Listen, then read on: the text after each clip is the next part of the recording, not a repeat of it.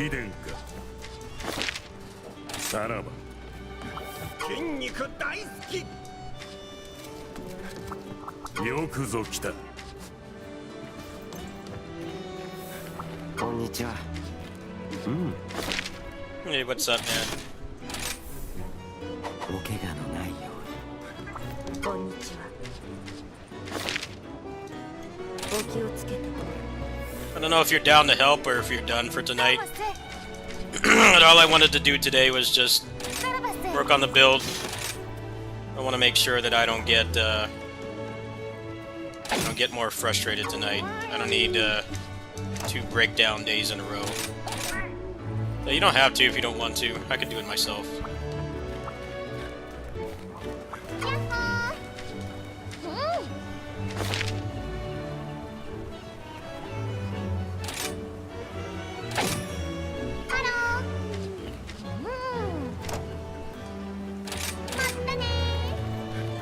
It's up to you, man. I don't want to stop your progress. I'm just trying to relax tonight. I might not even play this all stream. I might just I bought a bunch of games I wanted to try. Oh, you're down for some hunts. All right, I'm just gonna go ahead and make the room. Yeah, I don't want to get tilted today. I think making the build is wise. It's relaxing, and it's something I need to do anyway, so there's no reason not to. Might do a little bit of story later, but just trying to maintain my mental health today. I'll show them later.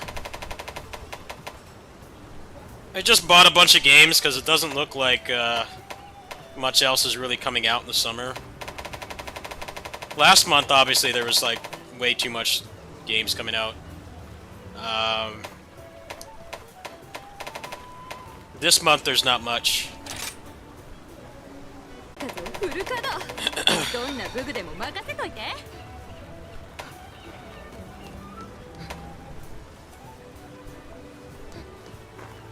Yeah, we'll see how I feel. I don't want to push it today. Just don't want to get frustrated like last night. But last night, it really wasn't the game. It was me. I can't really blame the game. This game does piss me off sometimes, but you know, I looked it up, and people who are caregivers, like doctors, veterinarians, or people like me, you know, I take care of cats and, you know, the humans that live there. You don't always get time for yourself, and sometimes you just reach a breaking point, and like you get irritable over things that like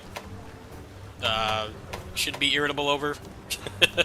So that's kind of what happened last night. I'm glad I got all that emotion out. It's definitely something I needed to do, but I have a hard time showing that side of me. It's hard for me.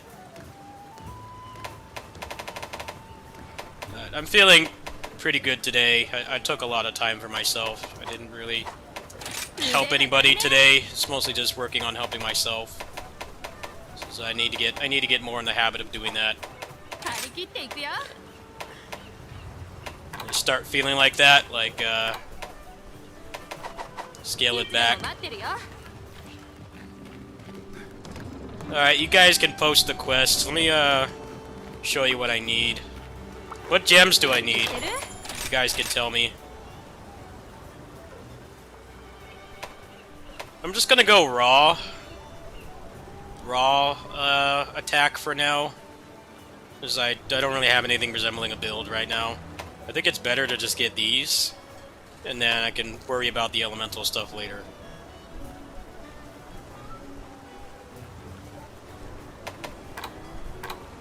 Alright, yeah, let's just work on that one for now. Yeah, so I need like 8 more of the spikes, and then 9 of the claws, and then 2 more of the medullas. So let's go beat up that spider.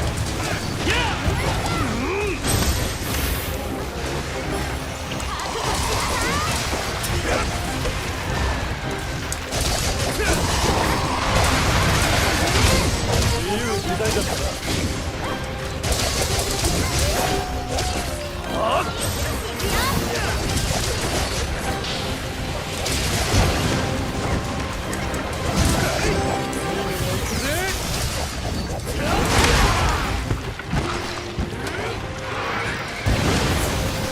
モンスターが狙ってるぞ。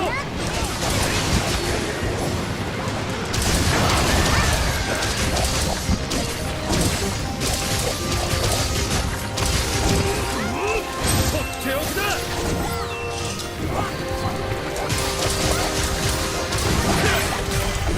Hey, good fight. また行こうな。はは。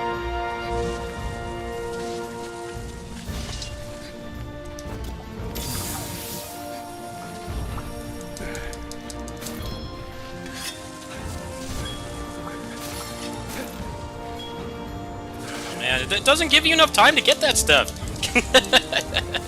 It's probably nothing, but that annoys me. Why can't you just, like, vacuum stuff in this game?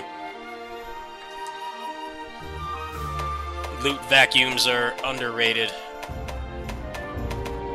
Prevent shit like that from happening. What didn't get anything anyway.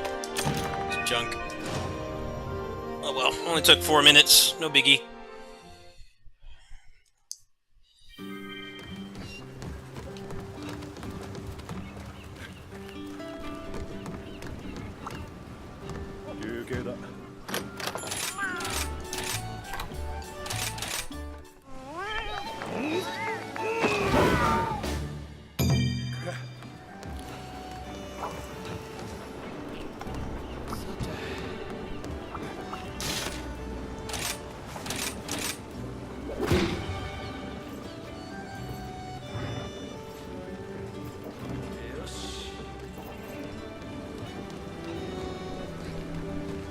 準備完了だ。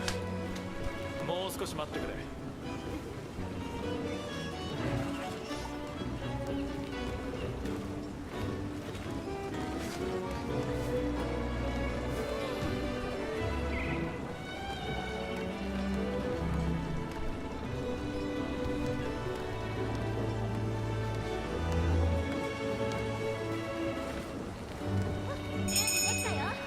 まだ準備中だぜ。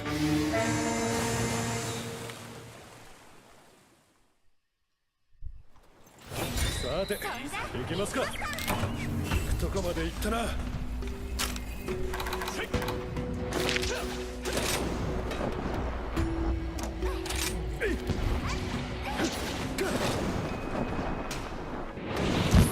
到着。頼むぜ。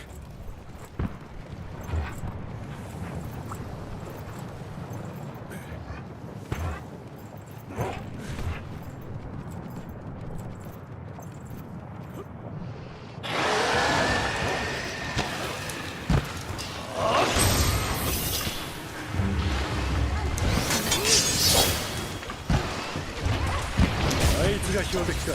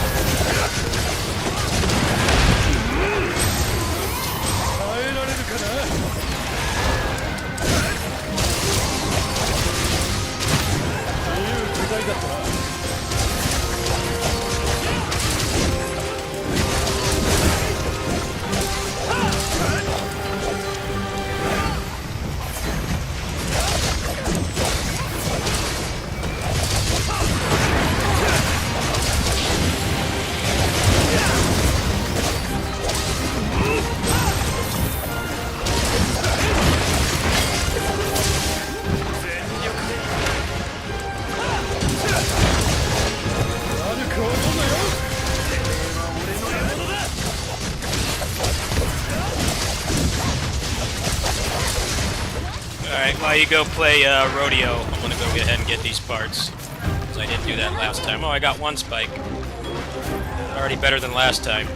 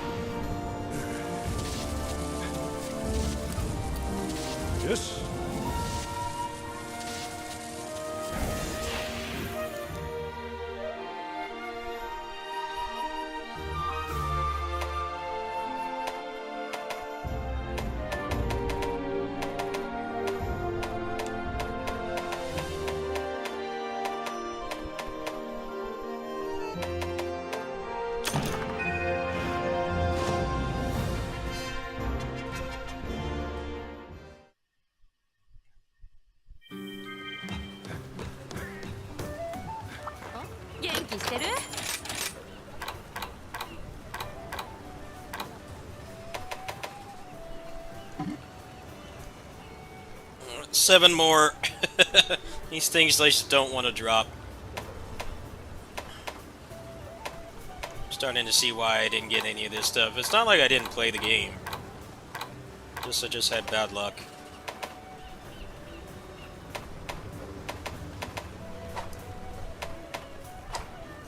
Not wanting to give me anything.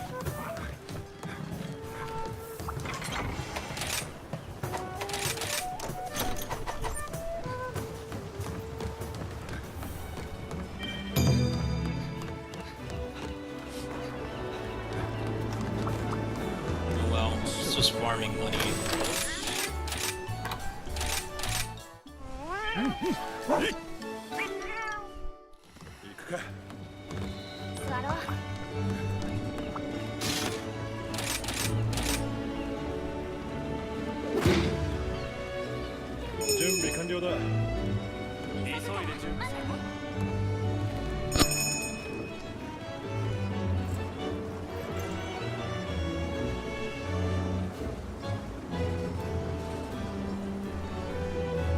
I might need to, well, might as well just keep doing this.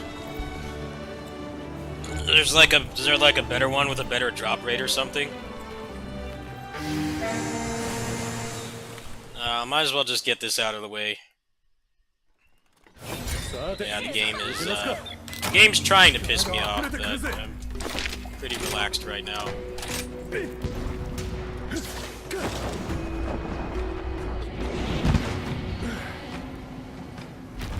The spike won't be a problem. It's just these from the other guy.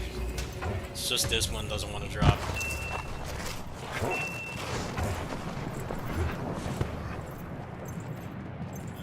I'm pretty relaxed right now because this isn't anything to get me tilted, which I think is what I need tonight. あいつが標的か Because by proxy, when I get a better build, the game will be less frustrating, and I'll probably start enjoying it. Since I didn't play the original that much, kind of like not where I'm supposed to be. I think it's just a good idea. Relax, there's nothing to get pissed off over, and we're still making progress too. It's a win-win.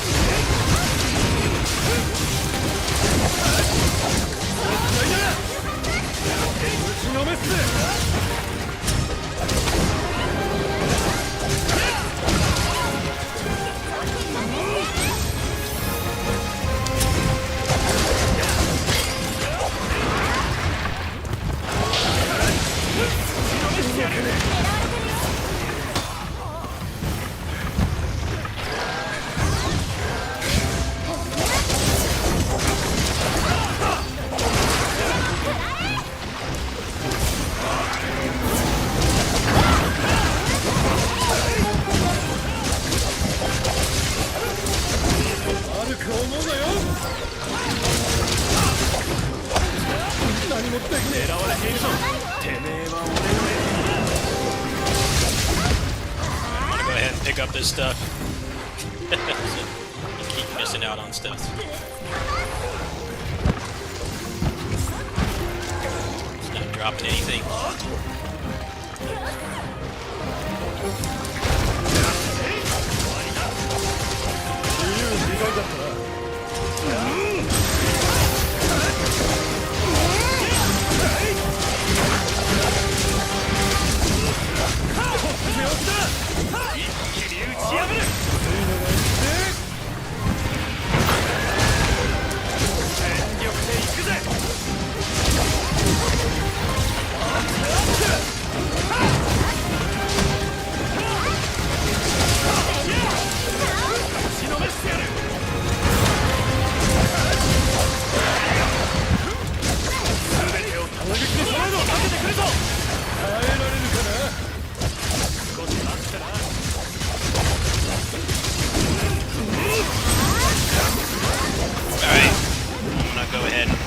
Stuff now, because you're going to capture it. Doesn't have any juice left.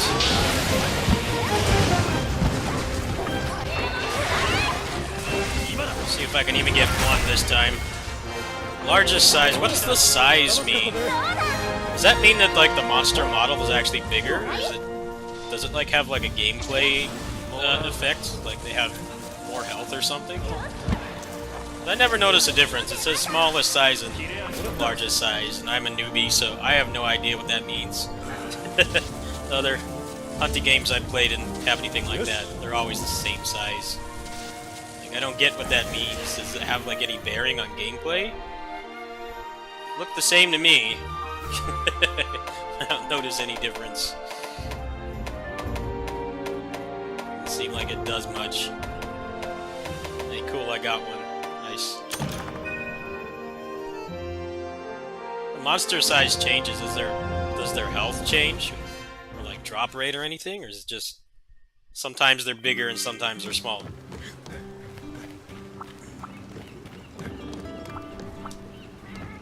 休憩だ。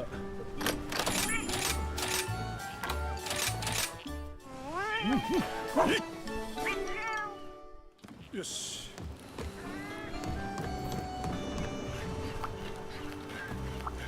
元気してる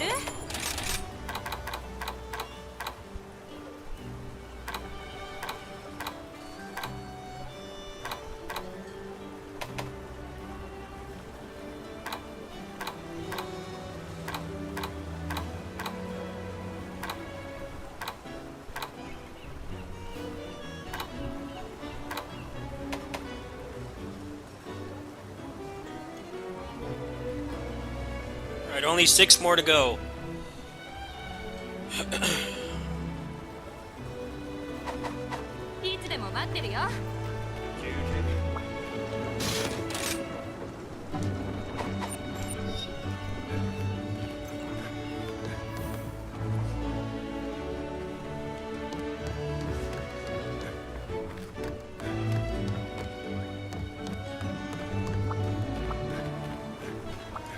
Oh, いらっしゃい。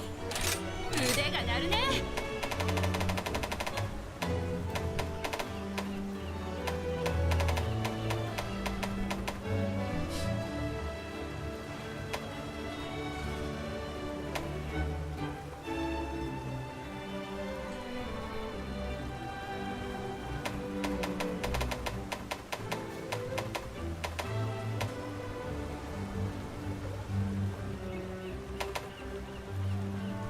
ハモンさんから教わった技術の数々をフル稼働。どんな武具でも任せといて。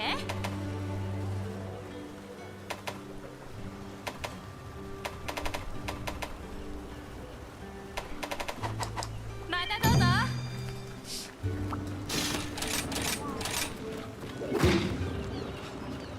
いつでも行けるぜ。急いで準備する。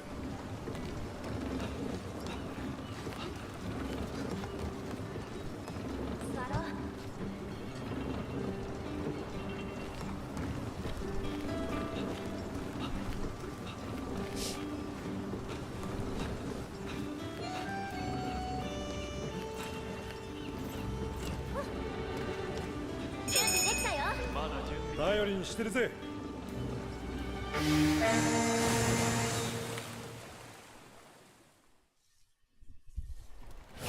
パパッとやるぜ。力が溢れてくるぜ。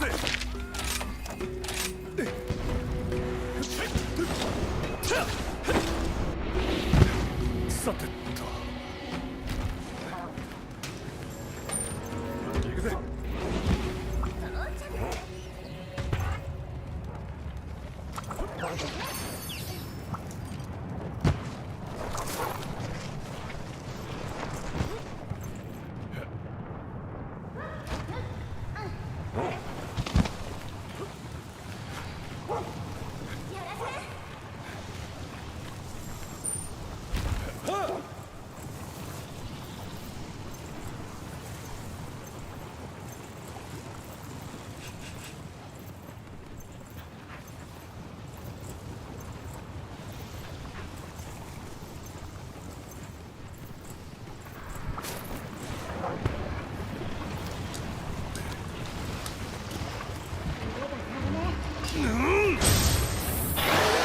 あいつが標的か。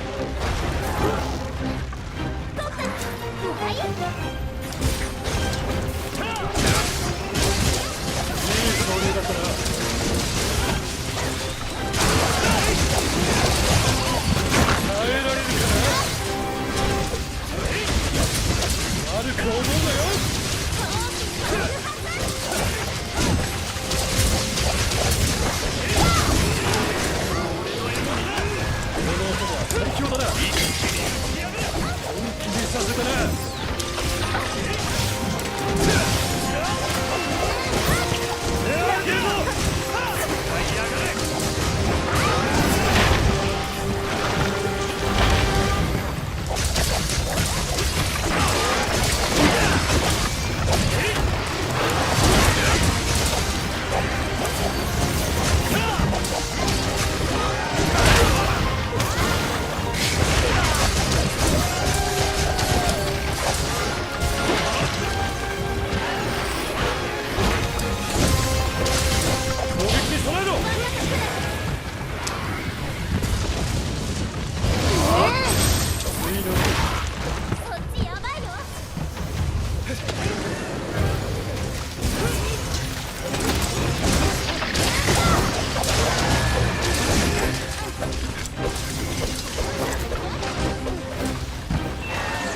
もうヘトヘトか。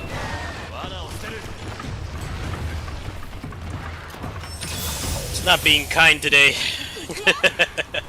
It's not dropping anything, and it spawned at a farther place, and it ran away. I make sure I didn't skip anything here. I think I got it all.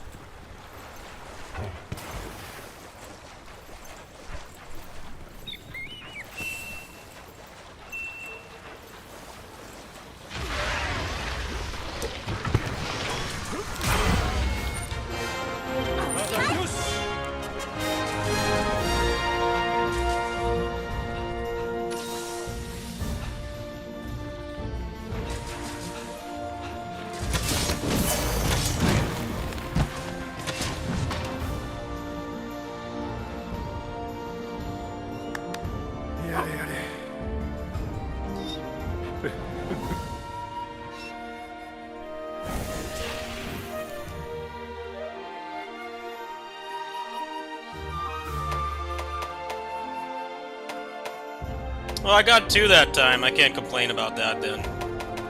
Just need 5 more. And yeah, this RNG still is pretty bad. I'm not getting. I'm enjoying myself right now. That's all that matters. Especially past couple weeks. How shitty I've been feeling.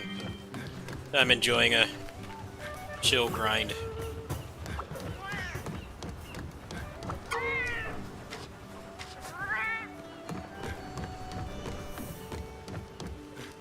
Let's see, how many do I have now? I don't know if...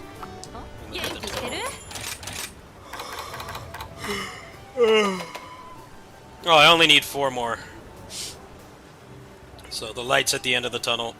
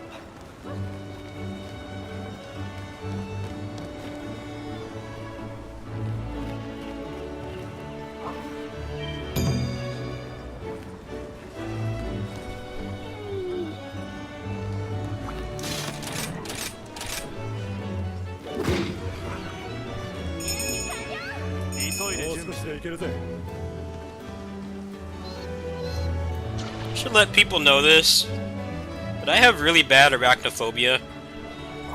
But for some reason, the spider in this game does not trigger it. I don't know, it doesn't really look like a spider. I mean, phobias like that are pretty irrational, but yeah, the spider does not trigger my phobia at all. I don't know why. I mean, that's kind of just how fears work. Especially stuff like that. It's like not really irrational, you're not in any danger. The spider just doesn't bother me at all. There are some I like legit can't handle. Yeah, I can't explain it, but it's probably because it doesn't have 8 legs. That's what really creeps me out about spiders. This one's kind of like a fake spider. 頼むぜ。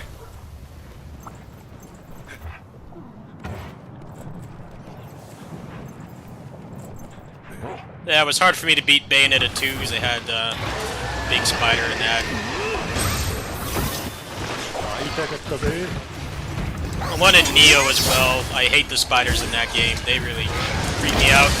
Especially because they like barely in the game, so when I see them I get really anxious.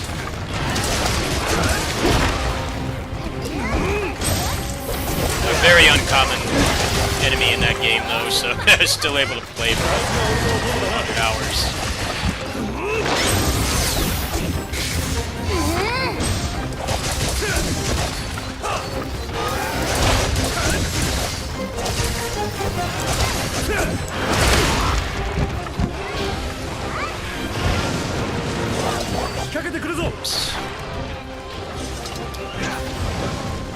Doesn't mean I don't want this thing to drop its stuff as soon as possible, but I just thought I'd point that out. I'm relaxed tonight.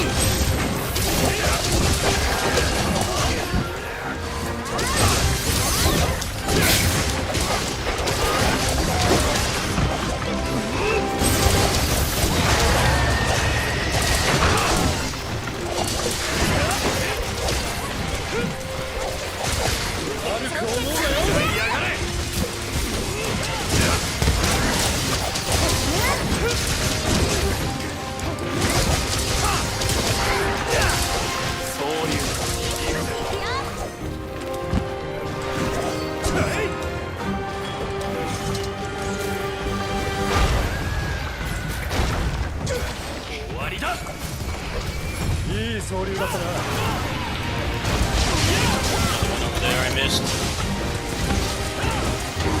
Got like a minute more of health left in it anyway. Oh, dice.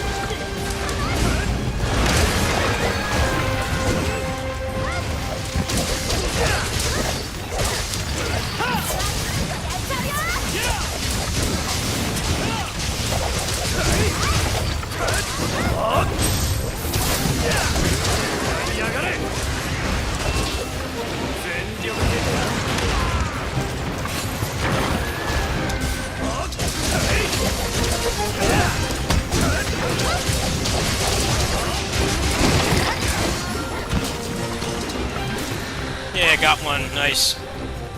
Need 4 more.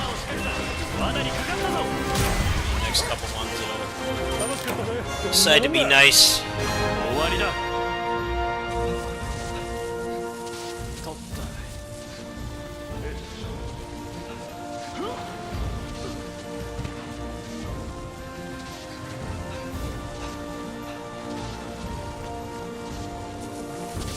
た。ざっとこんなもんさ。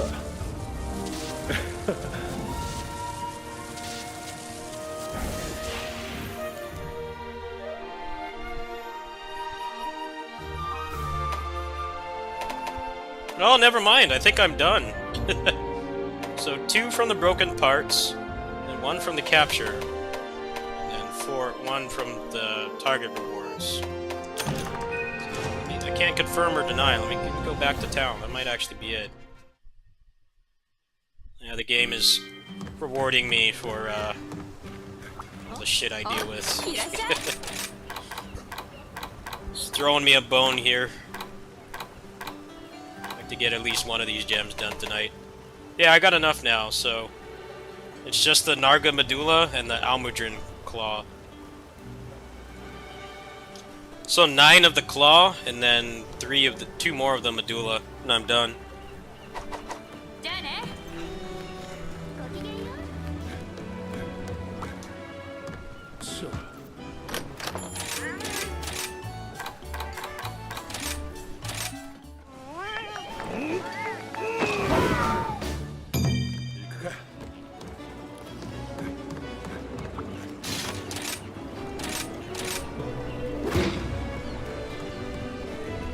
準備完了だ。もう少し待ってくれ。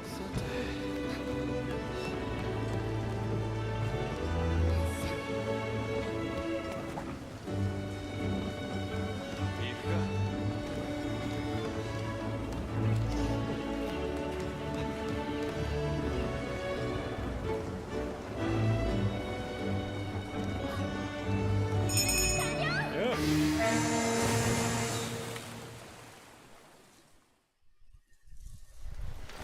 ゲーム盤上。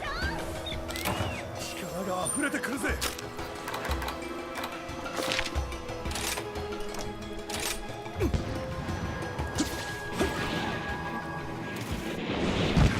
さてと。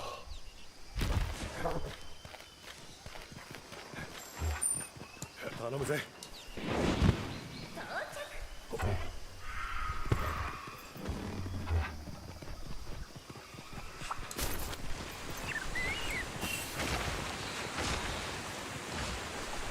Hopefully. That took a large amount of time. Get at least one of these done tonight.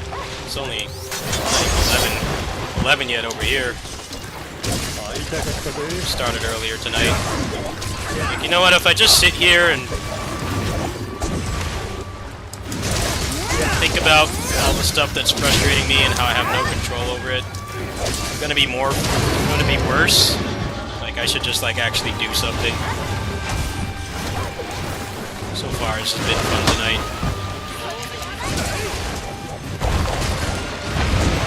Not tilted at all.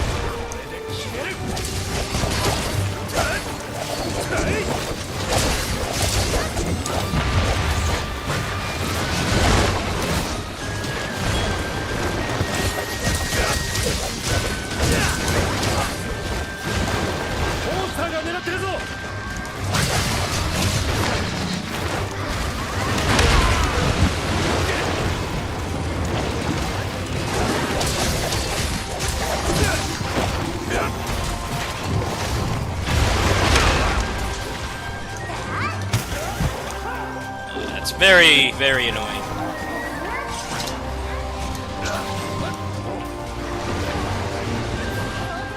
標的にされてるぞ。さっさと倒れな。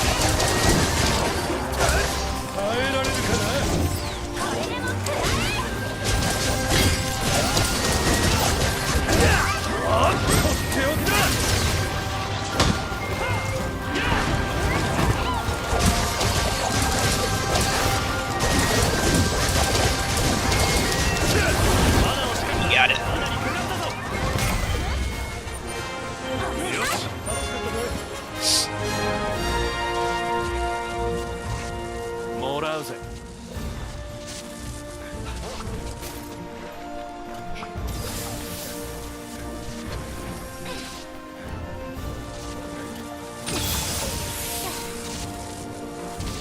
ちょっとマジになっちまった。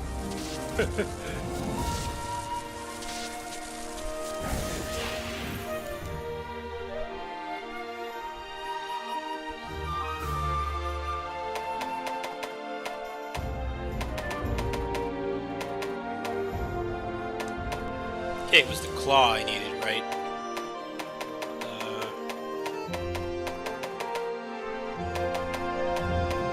I got 2 of them. 3, actually.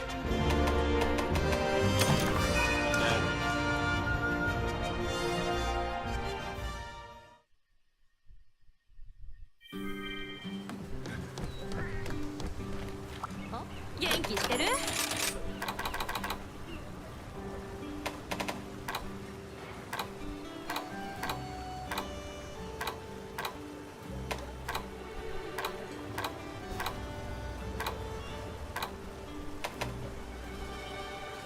？I need 6 more.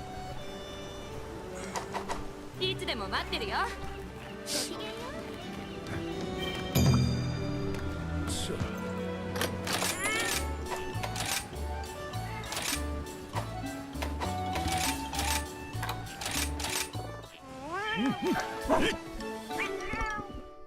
よし、休憩。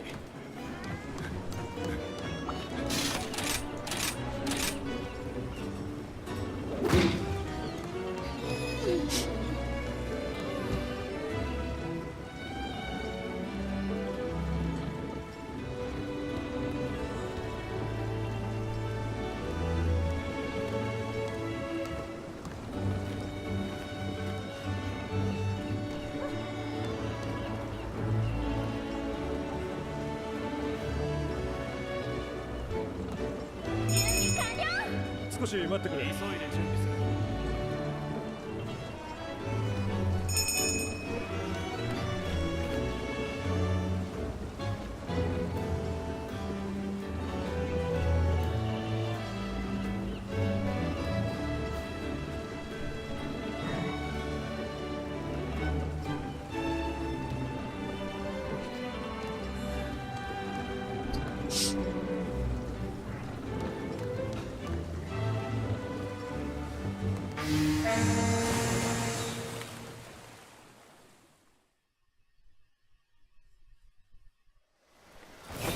期限満了。力が溢れてくるぜ。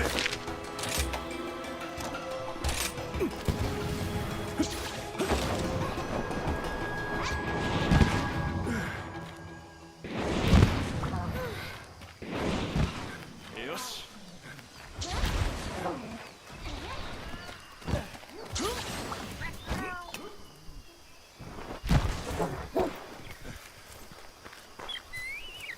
いただき。い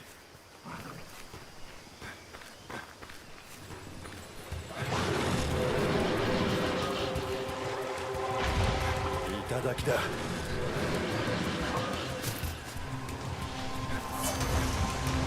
取った。見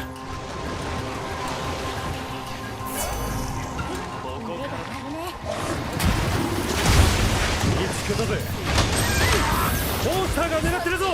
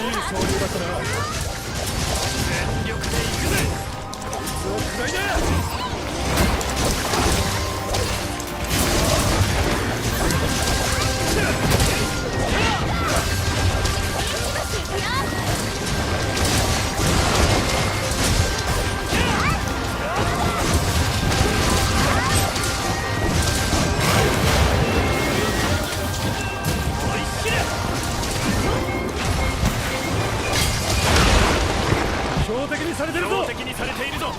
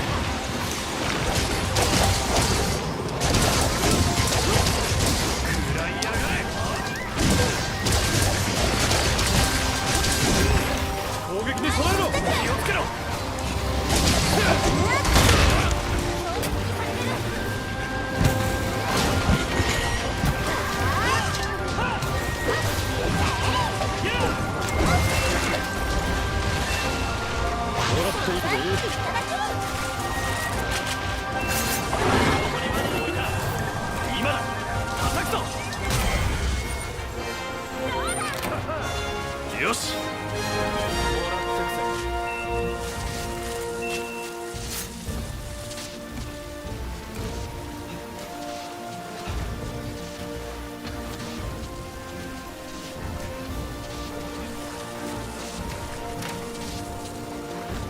ちょっとマジになっちまった。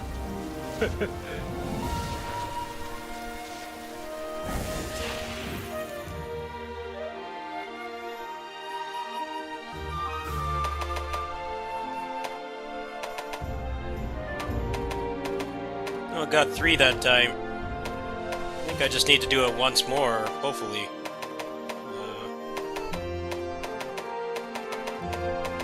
Yeah, got 3 of them.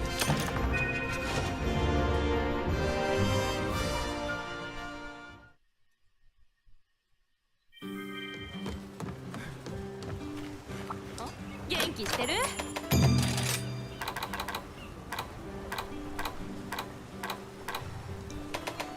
Yep, just 3 more of those, and then 2 of the medullas, and I'm done. またどうぞ。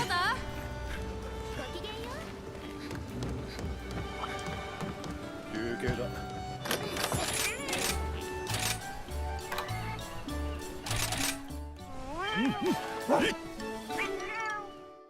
よし。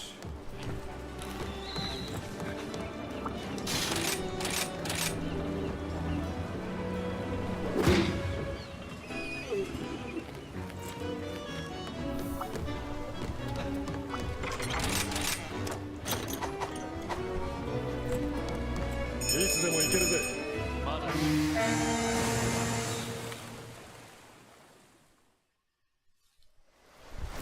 期限満場。どこまで行ったな。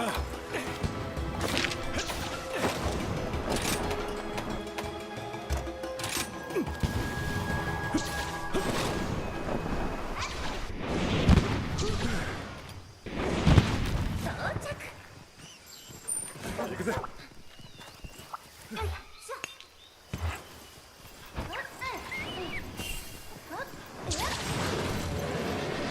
いただき。取った。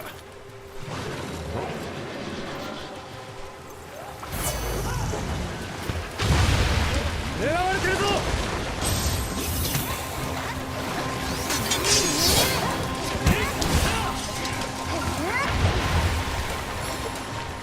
あいつが標的か。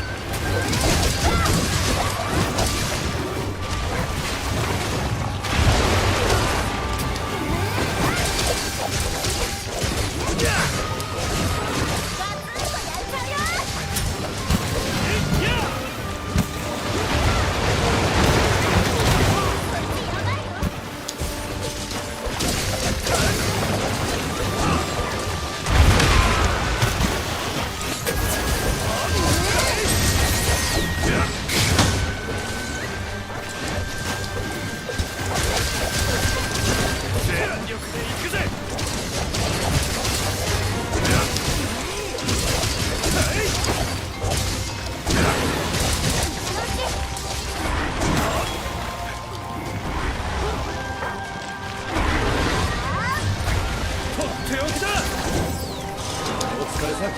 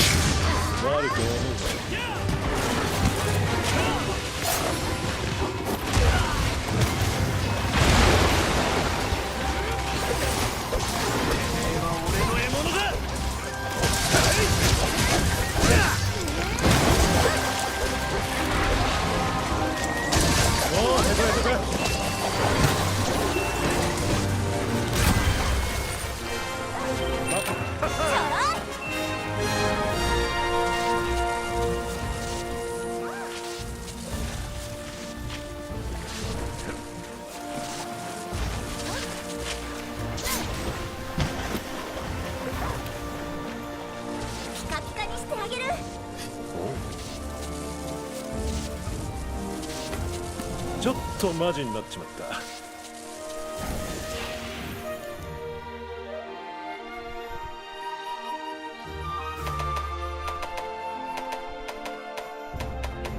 Oh, got cursed. I only got 2. I needed 1 more. Good luck was too good to be true.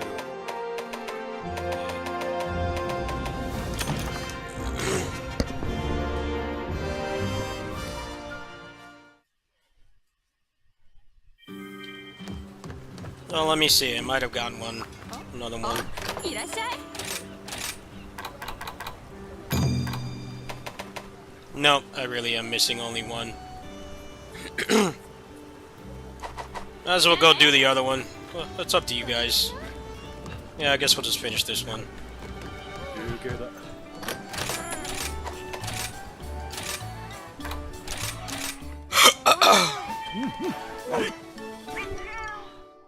行くか。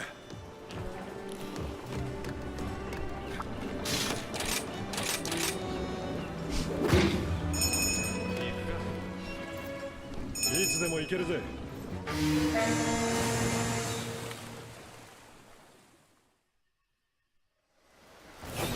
期限満場。行くとこまで行ったな。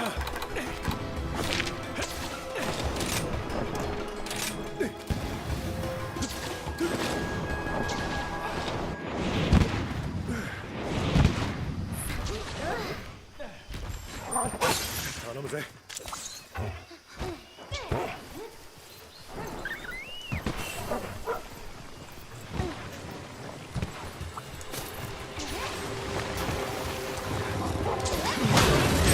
あいつが標的か。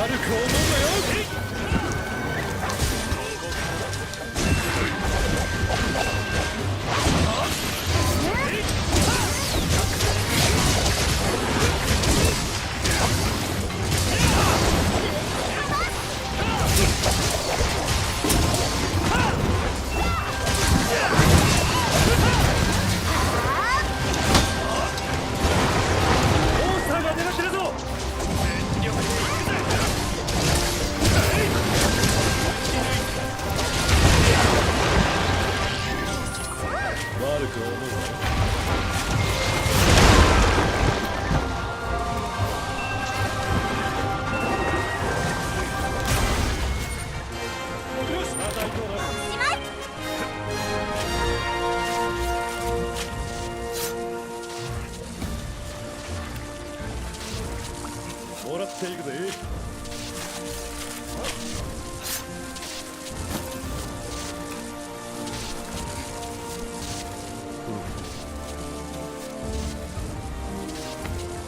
ざっとこんなもんさ。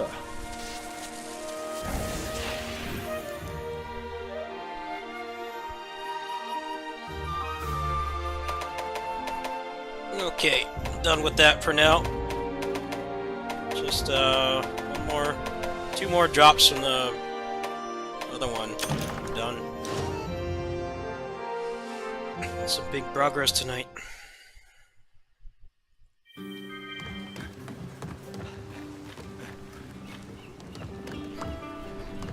休むか。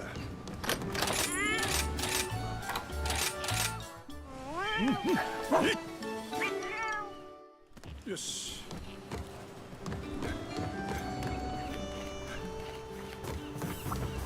ただいまお値引き中。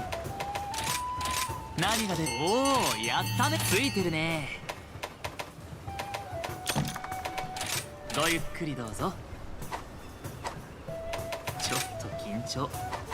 ご利用どうも。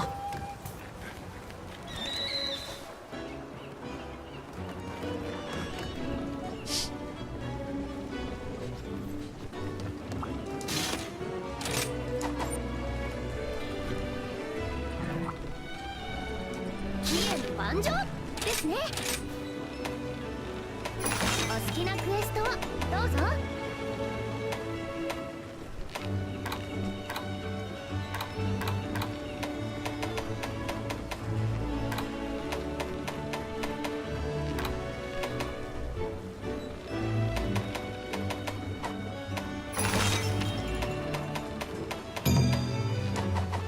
またお越しくださいませ。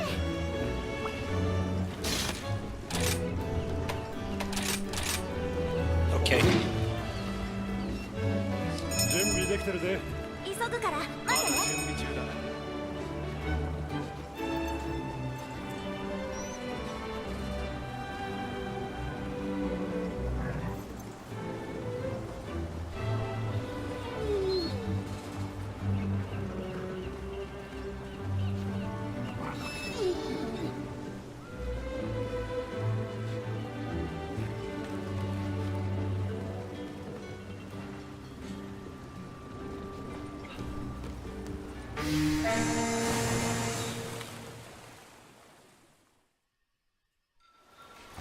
ガバッとやるぜ。行きますか。力が溢れてくるぜ。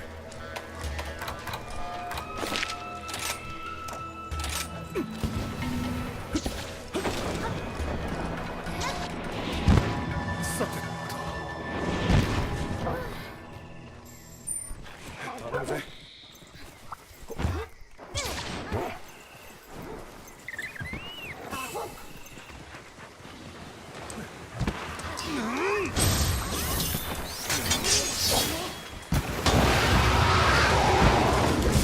会いたかったぜ。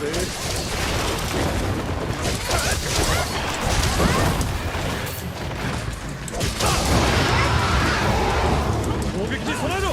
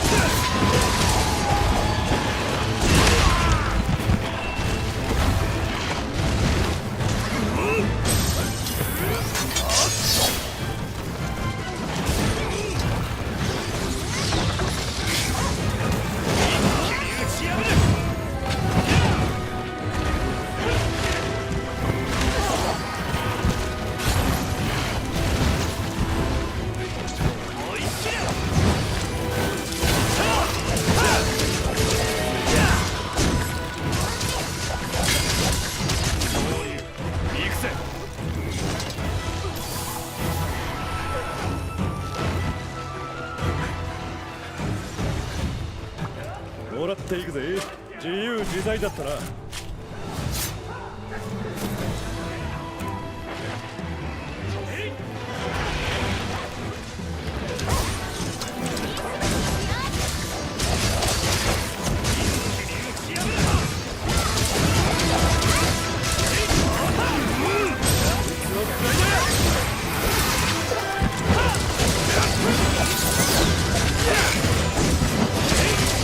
さすが俺のお供だな。本気にさせたな。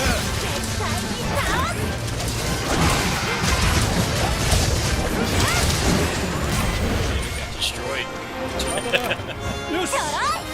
I definitely think the spiral slash move, they should make it easier to use, because it's not really clear that when そ you れじゃいただくぜ。 it has to be hitting a certain zone on the monster, And if it doesn't, you're not anywhere near it, then you just waste the wire bug. That and the fact that you're not invincible during it feels kind of dumb. The fact that you're not invincible during it makes it the condition for it to even hit something feel a little excessive. Like on this monster, it works fine, but there's other ones you can like barely use it on them. You need like pinpoint accuracy. The only thing that really balances it out is the cooldown is short. But you want it to be, it's the only new attack move you get, really, with this weapon. It's just too impractical to use. Sometimes on some monsters you can only like hit them in like the head, it seems. You're not invincible, you're stuck there for like a good 2 seconds. I don't know what they were trying to do. I think they went a little overboard with trying to like make sure it's not overpowered. They didn't need to do it that dirty.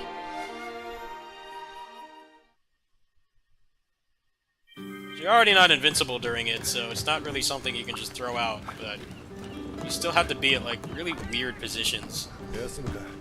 Sometimes even when they're downed and you hit them from the air, you do it from the air, and you still can't hit anything. I feel like on like the humanoid monsters, it's probably a lot more practical to use. The spider, like you can barely use it. It doesn't even work on the back. You just go straight through them. There'll probably be a mod for that at some point.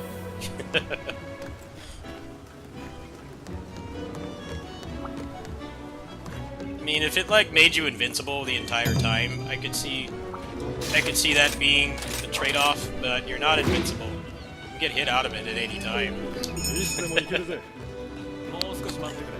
A little bit overboard.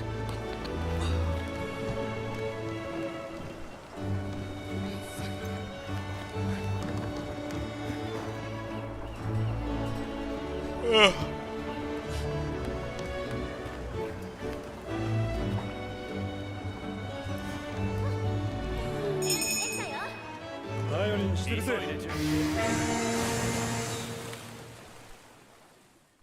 Someone will probably post a mod where it's like if you're anywhere near them, it will hit them. Like, yeah, that would make that a lot more fun. You still have the risk of getting hit. Like, it's not like you just be invincible forever. As long as they didn't give it iframes, I think it would be a lot more fun to use. I guess the trade-off is supposed to be that I guess it can break parts. I don't think that's enough.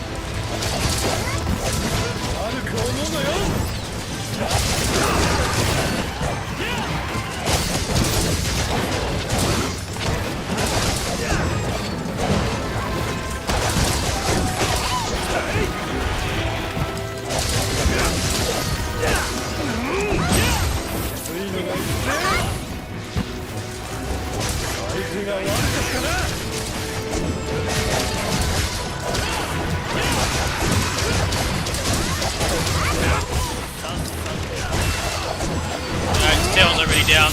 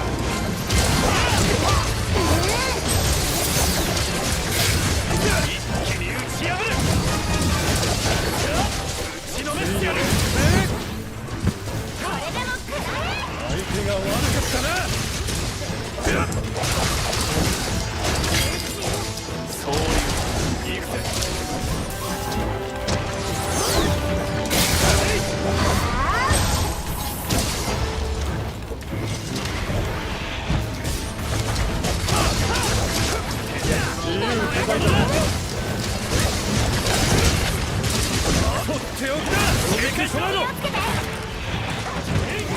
いのがいくぜ。全力でいくぜ。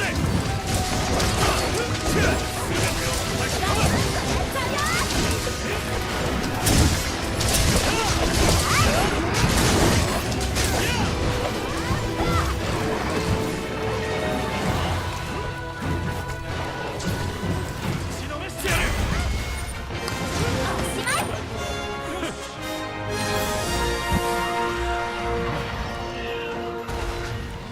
よし、約束。もらっていくぜ。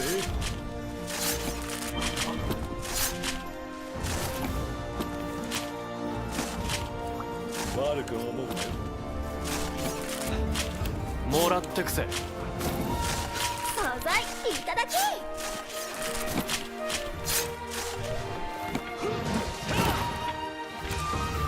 食らいやがれ。てめえは俺の獲物だ。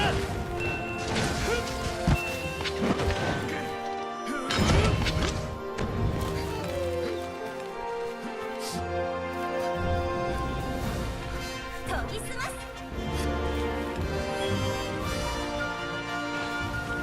一気に打ち破る。 So how does the ざっとこんなもんさ。 katana feel after the nerf? Is it really as bad as people were saying? Because there's already mods to revert all the nerfs. Like, did they just completely gut the weapon, or did they just kind of bring it into line a little more? That's why I'm curious. There's already a lot of copium about it, because you can already download a mod that reverts every single change. I don't know if that's just people not being able to cope, or if they do like the worst kind of video game nerf where they just like make it not fun to use anymore. It seems like it's still pretty strong. It's more like they just didn't want you to. They want you to spam that Helmbreaker thing so much.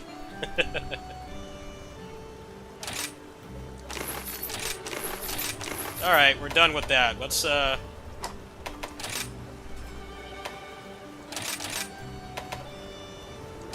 what's another gem I should get?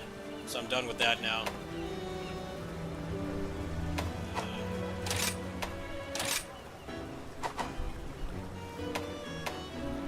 Yeah, it seemed like people didn't like how busted it was, but I don't really know anything about the game, so I don't really have an opinion. Critical gems.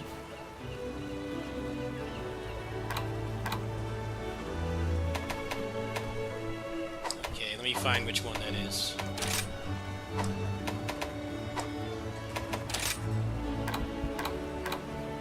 I probably would not install that mod unless I really felt like I needed to. I don't know if I really need to do that. I do want to try the other weapons at some point, but I'm still like learning the game, so I just want to stick with one for now. I'm sure I'll get an abundance of materials. I wanted to try the insect staff and the katana. Those look like the only other ones I'd really like. Other ones are like ranged or they're too slow for me. Those are the ones I'm interested in trying at some point, but kind of focusing on this right now. Okay, so the crit gem.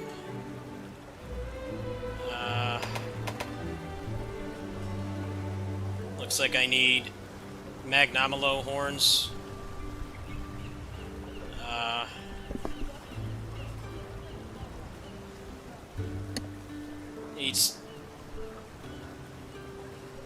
Need 3 of those, and then only 1 more of the plate. The blaze sack, I would need 6. Everything else I have. Well, let me just wish list them all right now. Can you just let me know which ones I need? I know I'm actually making some progress, and I'm still like not very good at this. I got another one of these as well. Ready to go.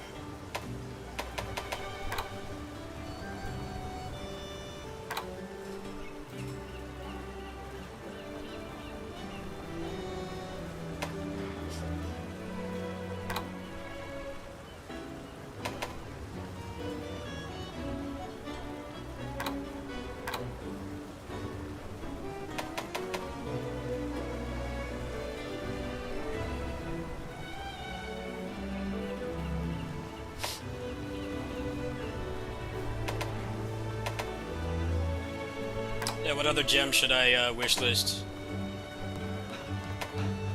Doesn't seem like I have anything to craft the ones I need.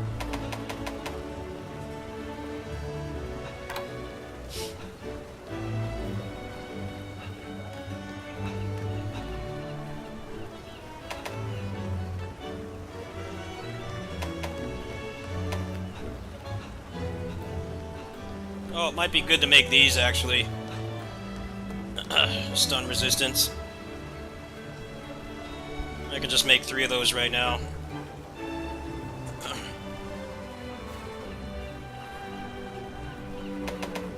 So we did all that spider killing.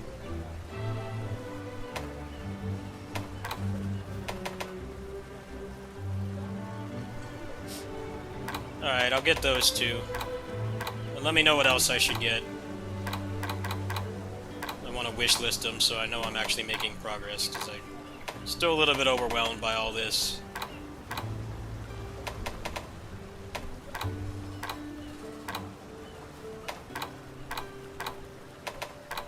But yeah, I'm having fun tonight. Thank you guys for joining.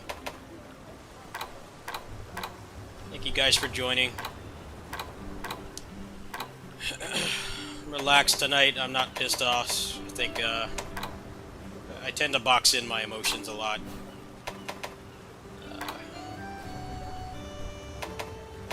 Sometimes I don't always release the way I should. Great Azuchi tail. I would need a lot of those, huh?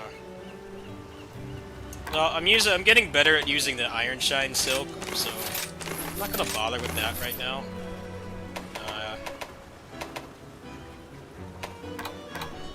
So this one, and then what's another one I should wishlist?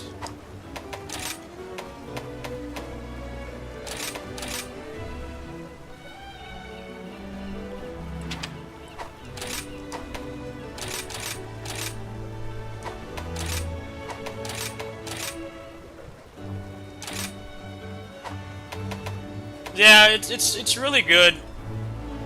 You're gonna be dodging around a lot anyway, so I don't think I want to bother with the. I think I want to bother with the sharpness stuff right now. It actually stays. You stay like, stay pretty pretty stable the way it is. But one of these is good. So I have a bunch of these that I can make, but I don't know which one is good. I have a slot in this. I don't know which one is a good one, though. I don't want to, like, burn through...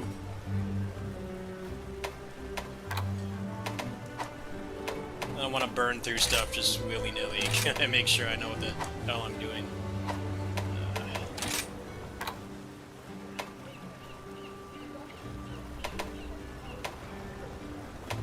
Fanged Beasts. There's that one.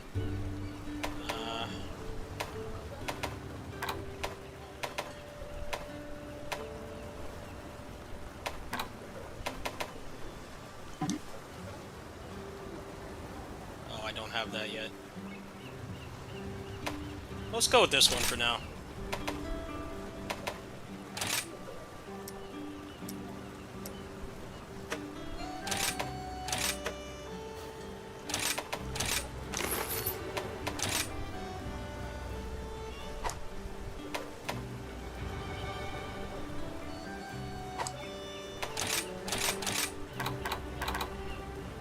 Oh, it's level 2 and this one's only level 1. That would have been nice to know. Oh well, doesn't matter. I'll use it eventually. This game is pretty nice about making sure that you can't really waste stuff. You're always going to get more just by playing. Well, I can't really do anything with that right now. Okay, so what do I need for the crit one? I guess I'll just do that one for now.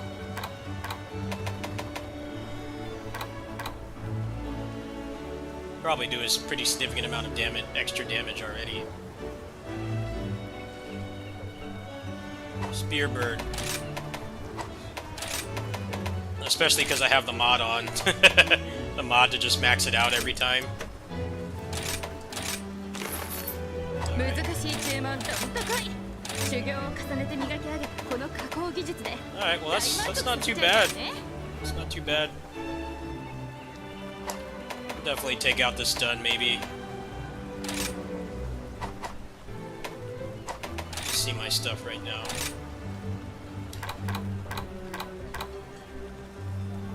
That's not too bad.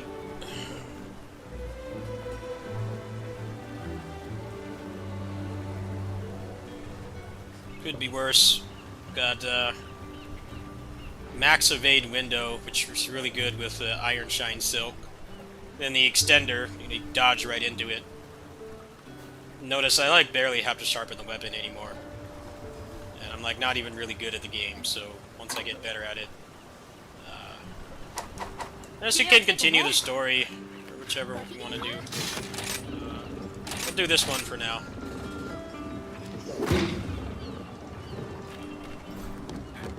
At this point, I probably just want to just finish the story. I don't know if I'll do that tonight, but this has been very relaxing. I'm very grateful for my community. Yes. It actually removed 3 crit eye. I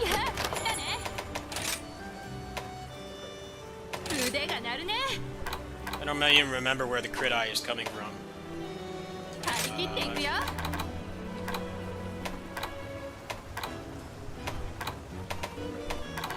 Oh, it's coming from that.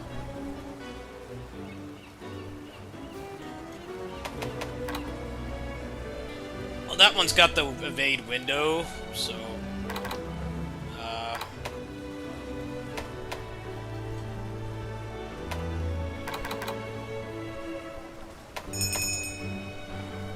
let me see if I can make something better. What's this have on it? Yeah, it's got junk. Wow, this one's got max stun resistance.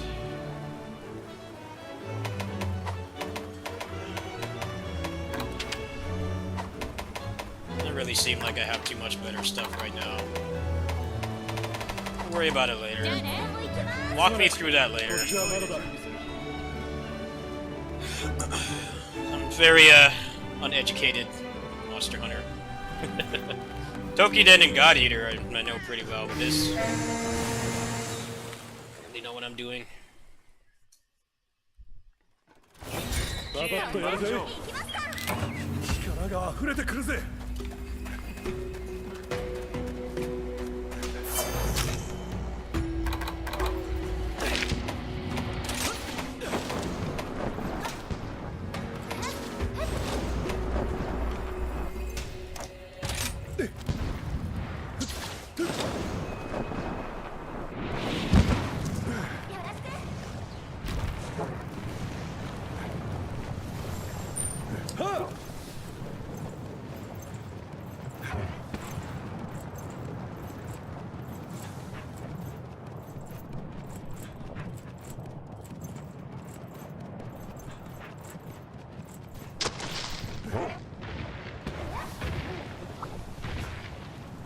あいつが標的か。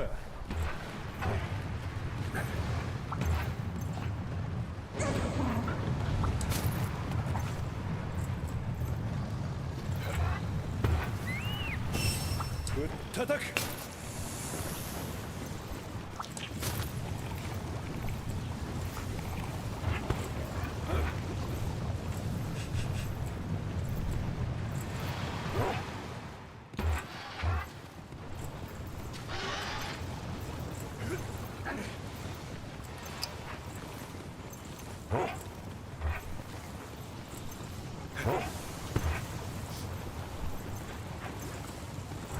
I am not seeing how to get to this monster.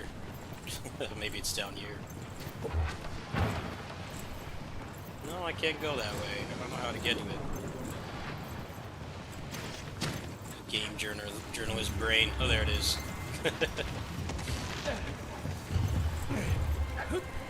In my defense, I've been very mentally drained lately. A little bit hard to tell where Conchita goes sometimes.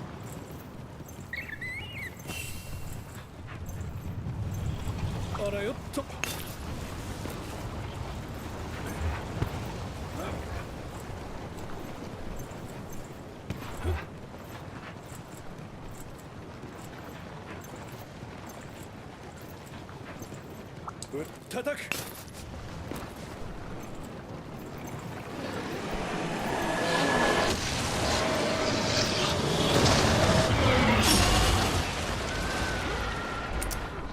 自由自在だったな。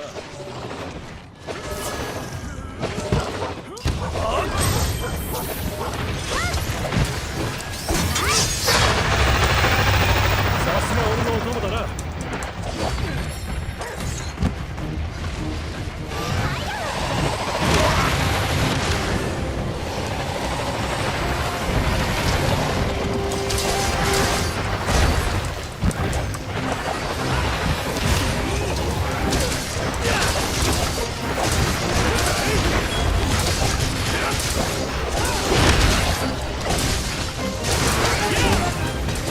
打ちのめすぜ。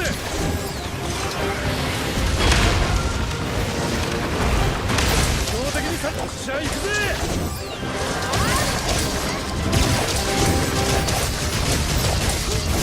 こいつを食らいやがれ。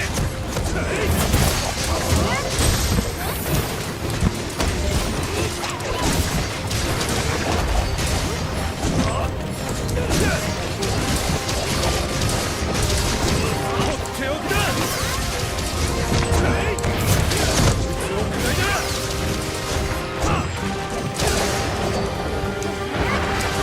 攻撃に備えろ。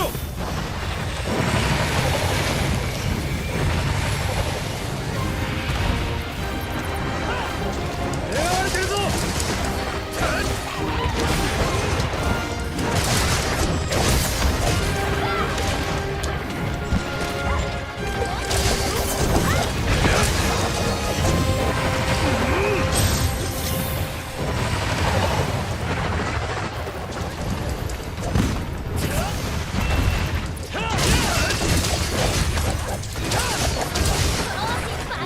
じゃあ行くぜ。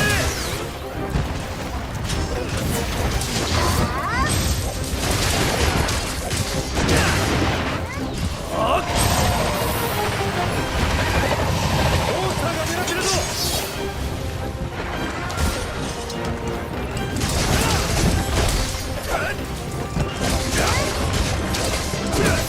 手をつだ。気にさせたね。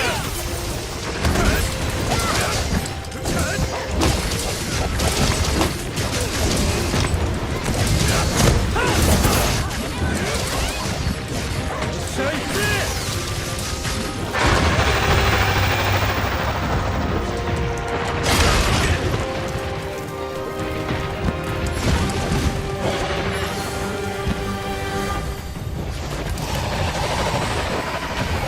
標的にされてるぞ。打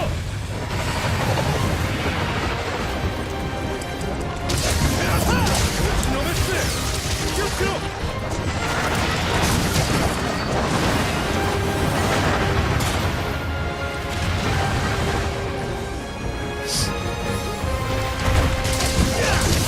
手をつだ。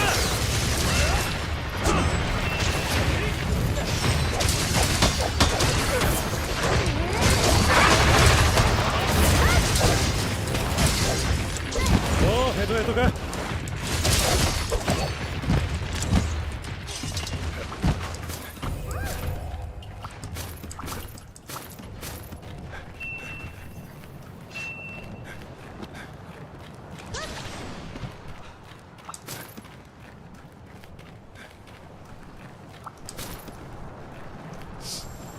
頼むぜ。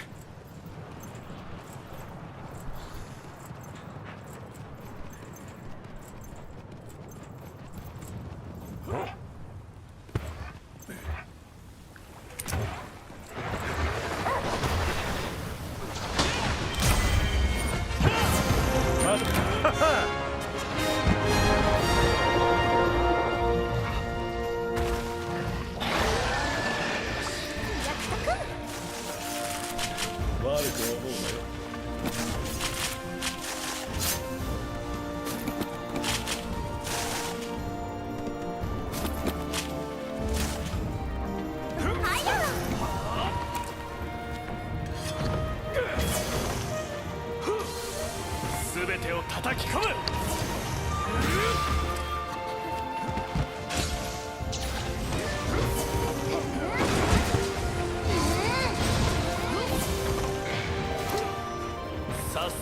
は俺だ。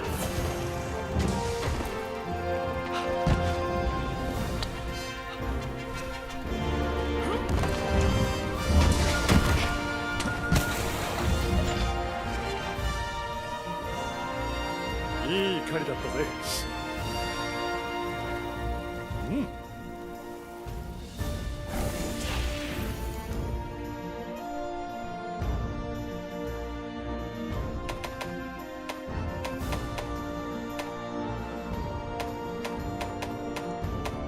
Got a bunch of those, probably. So, I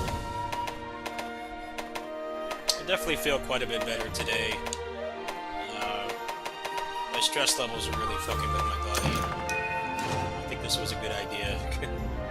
Just relax. Nothing to get triggered over. But hey, I got one already. やあ来たね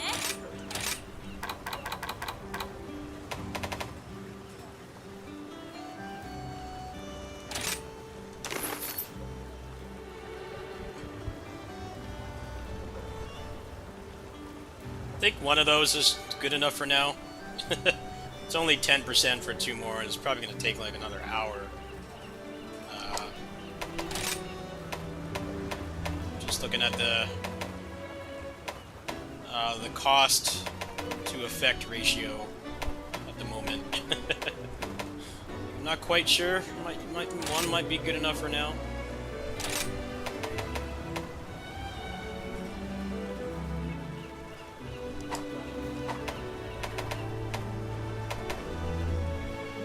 Seems like one of those upgrades, or if you already have just like one of them, you're already pretty well off. Just need a spot to put it in. Get rid of this.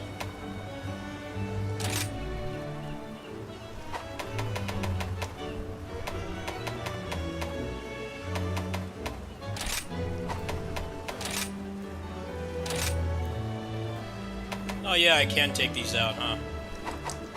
Maybe there's something else I can make.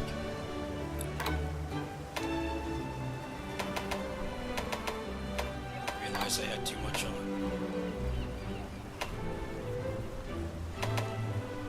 Well, I'm using the mod for the max bird, so that's useless.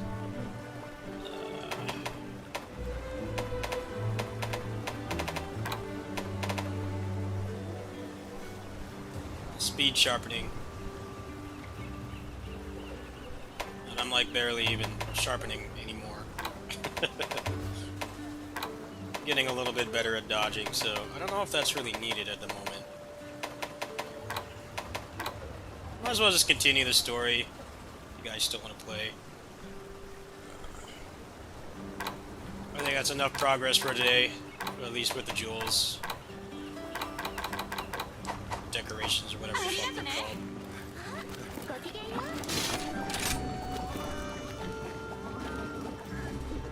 Let's just continue the story. I can unlock the talismans and stuff, because there's a mod that doesn't outright cheat. Doesn't outright cheat the game, but I kind of want to get to that. I think it's up to Lightside, whatever he wants. I don't care.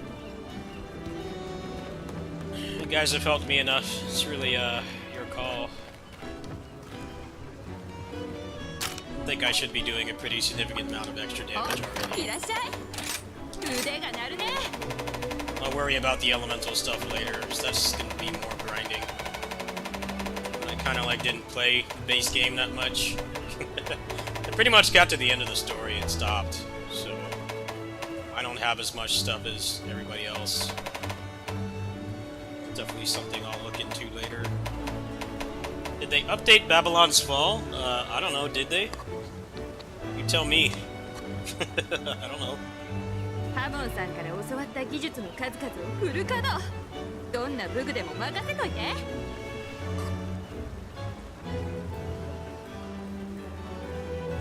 They did, like, last month, I think. Last month they dropped an update.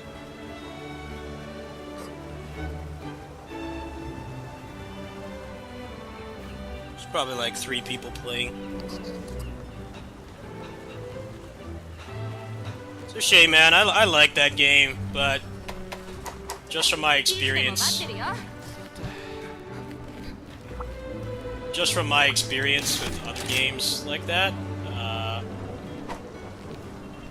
I don't like sticking around on stuff that has no one playing. Because I've done that before, and then the game shuts down, and what do I have to show for it? Nothing. Game's toast. Like, お待ちしておりました that's kind of why I stopped with closers. Yeah, they did recently, yes. お仲間との狩猟ですね Just have to wonder how many お people 好 are きな actually ク still エストは playing. どうぞ Probably not many. またお話 Okay, so what is it you guys want to do? I don't care. Help out Lightside or continue my story? He's a little bit behind me. I don't know how far behind.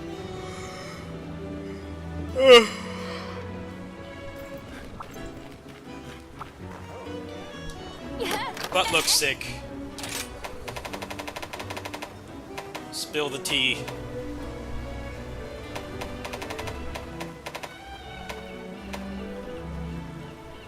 They need to make that game free pronto.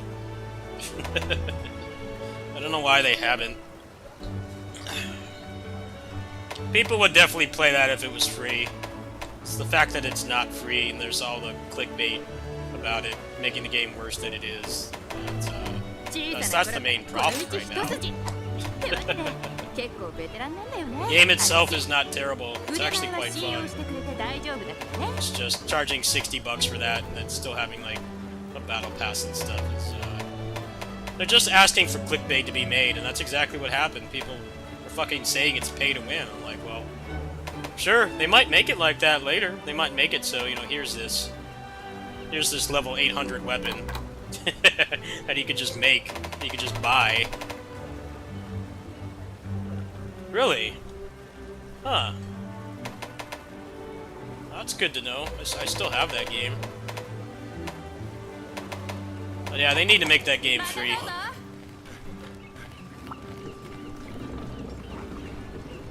Okay, so are we doing the story or what? I didn't see your chat log. Where do I go to look at that?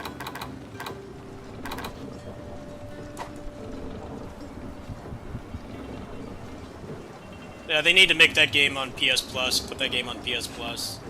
Like, pronto. こんにちは They need to speed it up. クエストリストを開きますね They need to stop this, like COVID. They need to stop the spread. I really don't know what they're doing. どうかお気をつけて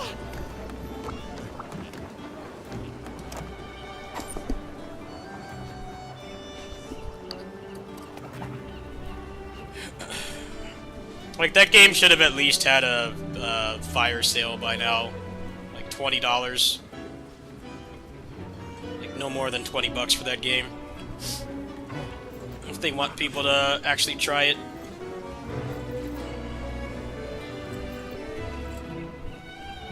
It's probably not even going to get another season at this rate, unless they're planning to do, like, a free-to-play. Let's catch you up? Yeah, okay. Why don't you post what you need? You need this one? Alright. Yeah, you're in here every day, so let's help you out. いつでも行けるぜごめん準備中です Probably get some stuff too.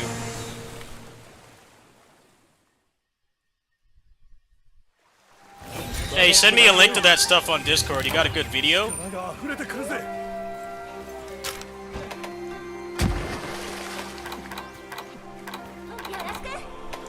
I don't know, Square sent that game out to die, and then all the clickbait gaming channels just made things worse by outright lying about the game. It's not pay to win. I pointed that out in my overview. I'm like, yeah, don't listen to those people. They're fucking lying. Like, they're latching onto it because it's a popular thing to dogpile on. Like, the game is not pay to win. It's not. I even mentioned in the video, like, hey, they might make it like that later. You might be able to, you know, buy, like, best-in-slot gear for the low price of, like, $400. But right now, it's not. So those people are outright lying, and they're just sabotaging the game. And they don't even fucking play it. They just wanna pander to the algorithm. Like, they definitely need to make that game free. Clickbait culture did that game dirty. I actually really enjoyed playing it. It was fun.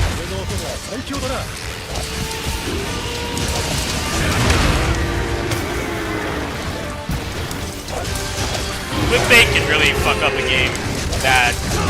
Sometimes it's warranted. Avengers, Cyberpunk, like you know, those aren't good games. There's a lot wrong with them. There's a lot of legitimate reasons to like not play it. Both of those games are broken and not really what they said they were going to be. The Babylon's Fall is a completely functional game. It's not the best thing out there. But what it's trying to do be a hunting game with service elements and then you know, melee combat. There's not much better than that right now, really.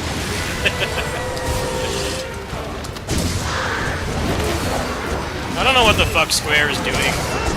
It's like both that and Stranger of Paradise came out at the same time, and people still played Stranger of Paradise. I think that game was worse than Babylon's Fall, because Babylon's Fall at least fucking runs properly. Stranger of Paradise, I got really tired of playing. The game itself had some problems, but the port was just awful. And I'm like, you know what, I don't even want to make videos for this because it runs so poorly. It looks like I'm playing it on like a PS1 or something. Like, I'm sure it'd be evidenced by my stream quality right now. I try to have good quality when I can.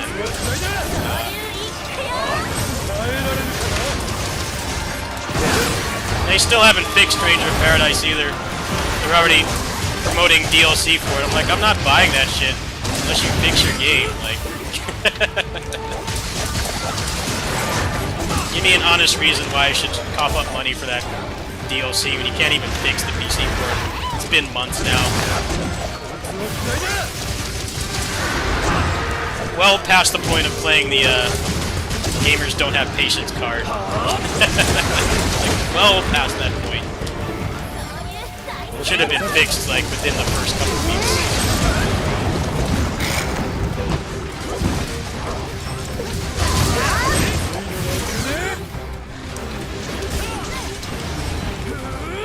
Like, I didn't have any problems with Babylon's Fall. I just stopped because I knew that no one's going to be playing it.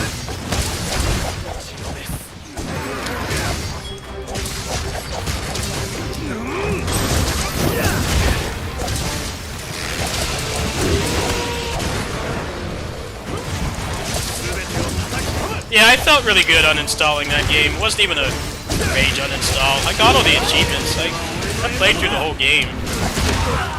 It's just, I don't want to make guides with the game looking like I'm running it on like a N64 from 1997. Like, that's not good for you guys, because I tend to have pretty good stream and video quality.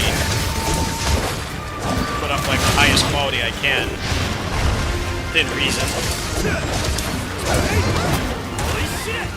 Plus, I also felt like they can't even be bothered to fix the game. Why should I put so much effort into this?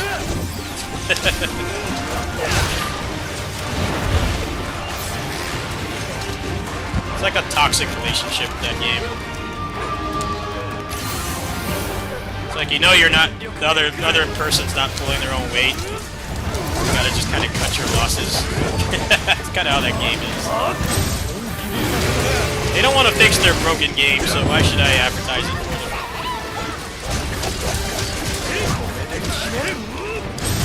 So yeah, clickbait really, clickbait culture really screwed over Babylon's Fall more than anything Square did. Worst thing Square did was put it out right next to Stranger of Paradise and charge $60 for it. But all the clickbait YouTubers just made it worse by lying about it, which bothers me. I get you gotta have your hustle, but don't fucking lie about a game. That game is a good example. A game is good. It's fun.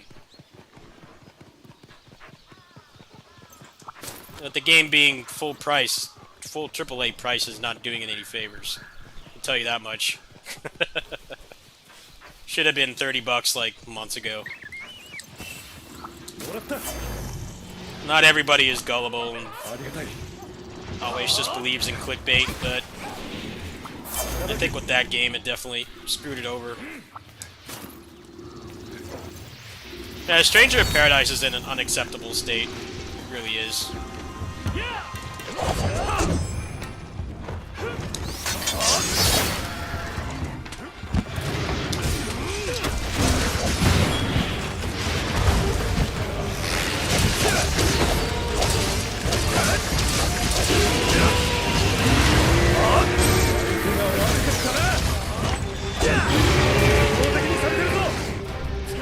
Yeah, the story of Babylon's Fall was kind of a drag.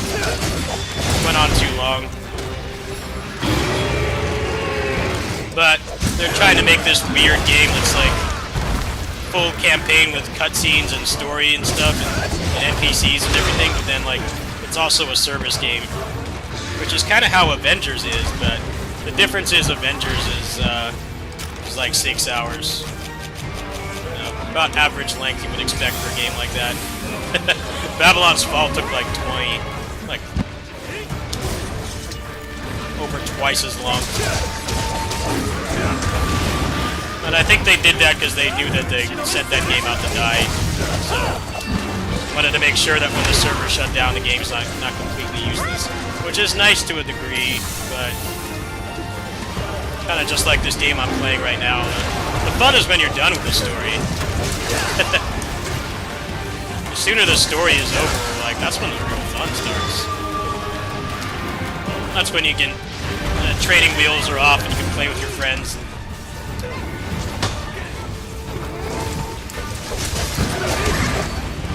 The reason for Stranger of Paradise runs like shit is because even the most basic enemies in the game have like as much polygons as a AAA character's model.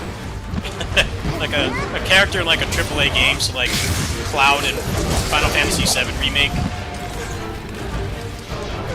And that's probably why they haven't fixed it, because they would have to change like every character model in the game.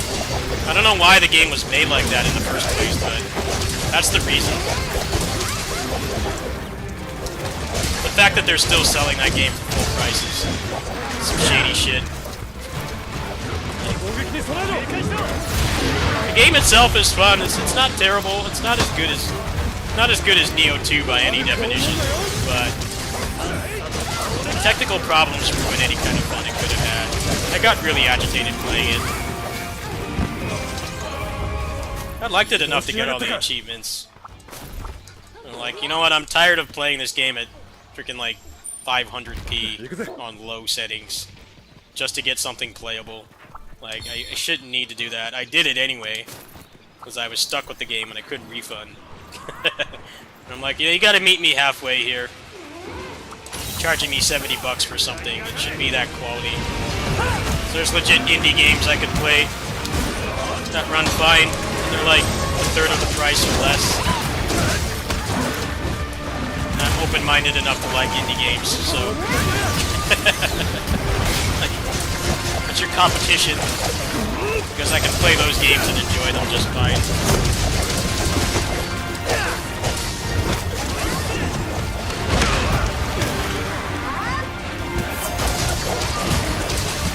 No, I think the clickbait is worse. Clickbait and the price tag is what's killing Babylon's Fall.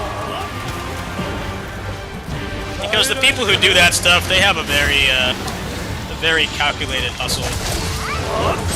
They know how to rile people up, and they know how to please the algorithm. So, you look for Babylon's Fall, you can probably look for it right now. It's all those people saying it's pay to win and stuff. Like blatant lies.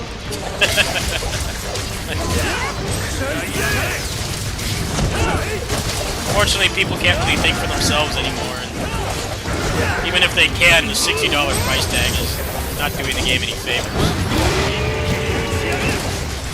It's easier to take the plunge on something that's not AAA priced, and not a service game.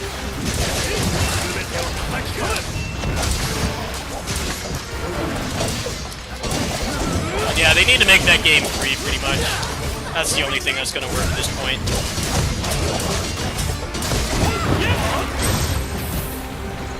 耐えられるかな。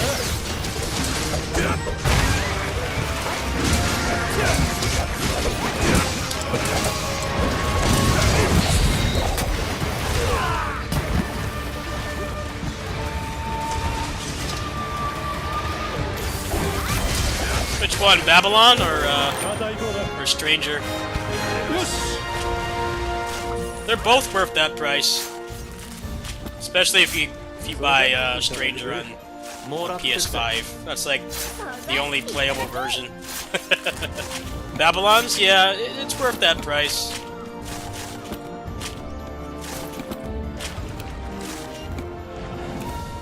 もらっていくぜ。 You gotta look at it like this. It has like really long, like they really drip feed mechanics to you and stuff. But it's not like an MMO in the traditional sense. There's not like big like 30-person raids or anything. So just like this, you know, you can still play like Monster Hunter games from like 8 years ago, as long as you have a squad of people to play with.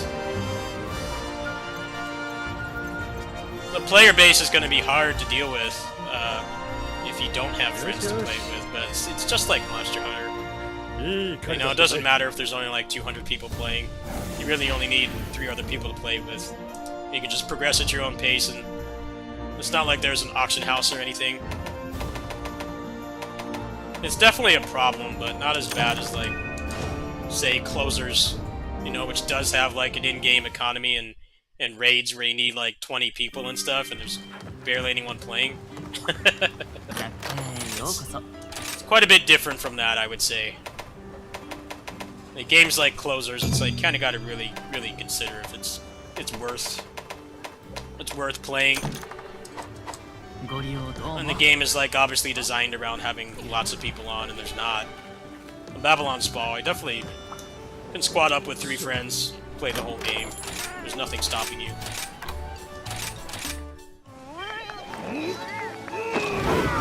They were smart enough to not make it like, you know, Diablo 3 at launch with the real money auction house. There's nothing like that in the game.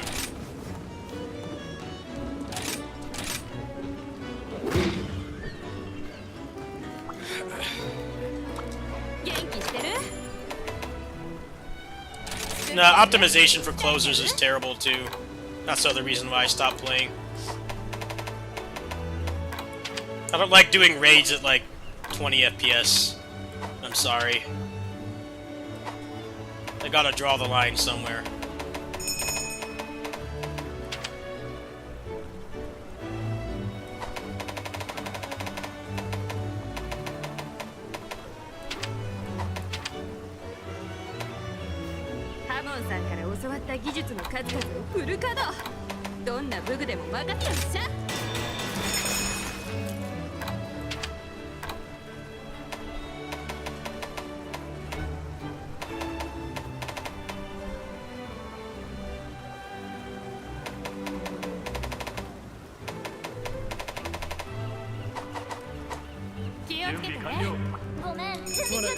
こっちはまだだ。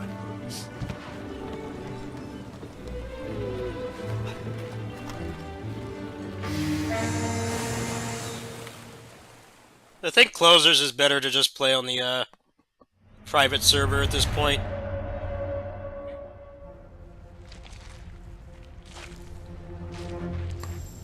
There's probably more people playing on the private server. Only thing about the private server is they're trying to get money out of it.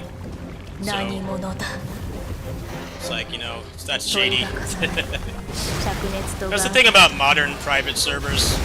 People try to make money off it. I'm like, that's gonna get you shut down faster. Like, anyone with half a brain doesn't want to drop money to a bunch of random people running a server in their basement.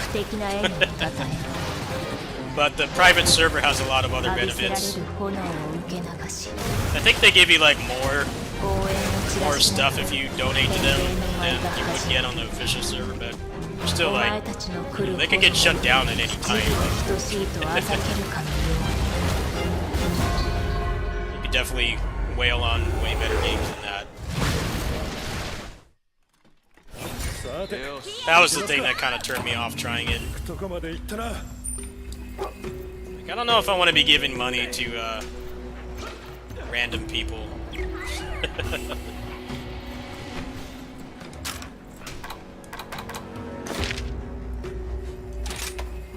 Critica's back too. It's not on Steam, and apparently it has like an NFT cash shop, and the game still runs like garbage. I'm like, you guys fucking joking? Like, we're gonna have like NFT cash stuff to buy. You can't even fix the busted engine. Like, that's the worst thing about that game. I loved playing that game. I played that game hardcore for like several months, but I got tired of the game going to like 15 FPS in raids. It killed it for me. And they're still on that busted ass engine. Like, why don't you fix your busted engine first, so that I can actually do the end game content without feeling like I'm playing on like a fucking Game Gear or something, or like a PS1. Like, why don't you fix that first? It doesn't really make me want to support your business. Fix your shitty engine. I may not like this game as much as I'd like to, but you know, it runs rock solid 60 FPS all the time. I have very little technical problems with it. Closers is like, oh, play this raid. And not Closers, well, Closers too, but Critica is even worse. There was like this big like knight thing you fought, and it would punch, and every time it would punch, it would go down to like 20 FPS. And the punch would one-shot you, and you like can't react at that frame rate. It's not possible. Yeah, they're a bunch of clowns.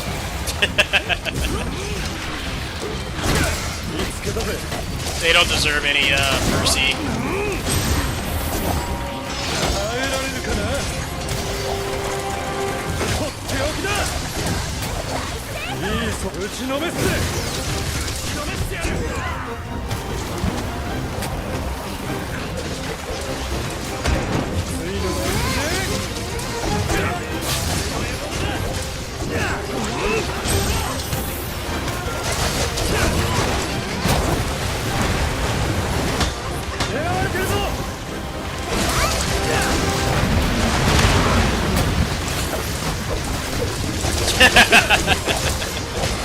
Yeah. You know, it's like the definition of insanity to do that. That game's been through like 4 versions at this point, and they don't care to fix their busted engine. Like, it's like when a friend is being toxic, and it's like, I gotta tell them, like, maybe you're the problem, maybe other people aren't the problem, you're the problem. That's kind of how that game is. Fix your busted ass engine. Because I have plenty of action games to play that don't run like a fucking PowerPoint presentation. I have no shortage. So playing something that runs that badly is a big ask. Like, I have no shortage of stuff to play. Just bought a bunch of games on the sale after the cut. Kind of waiting until I have done with this and other stuff.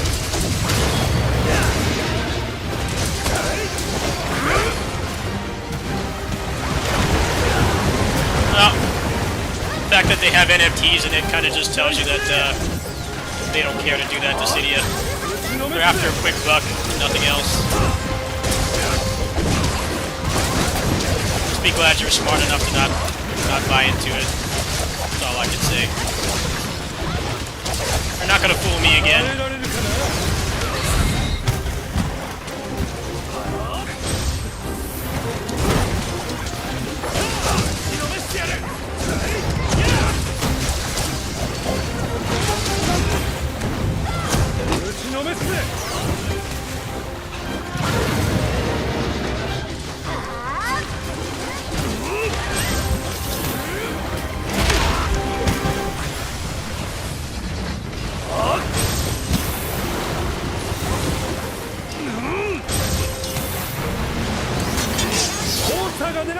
Korean games are way worse than Japanese games in terms of actually being fucking playable. A lot of their games that are like the most successful run like garbage. Online games and stuff. They run like complete garbage. It's barely acceptable. The thing about those games is they've been around for so long, so people get sunken cost fallacy, where it's like, you know, there's better games out there now that are like this game I'm playing.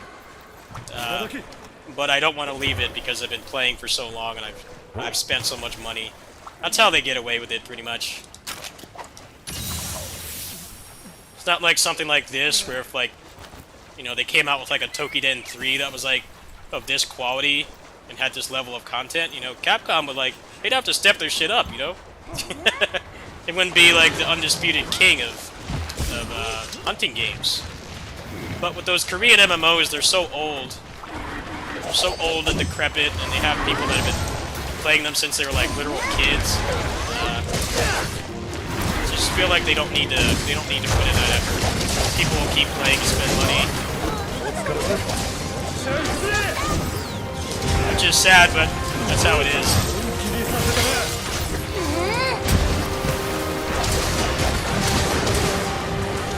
A lot of people are like that with like League of Legends and stuff. People actively fucking hate that game because of how toxic it is. It's not fun to play, it's frustrating, and the community is awful. But it's been around for so long, and they have friends that still play it. And like the friends, you know, they grow up and shit, and that's the only game they play anymore. That's a different kind of sunken cost fallacy, but there definitely are a lot of games like that. It's like, if there was serious competition, and those games weren't so old, they wouldn't last. DFO, for what it's worth, runs pretty well in raids. The community is toxic. But at least it's playable. And if you have like real life or close internet friends to play it with, even that's not that bad. I can't say the same for a lot of those other games though.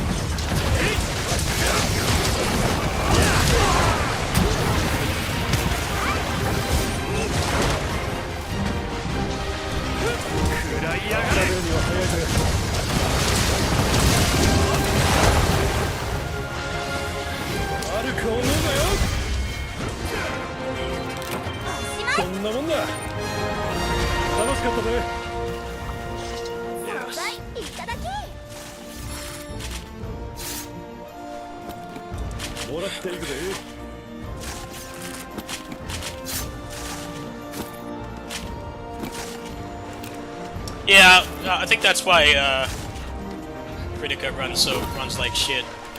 It's because it only uses one core. And like the average person has a CPU with like at least 4 cores, if not 6 or 8. So the game's gonna run like garbage, regardless of what you throw at it.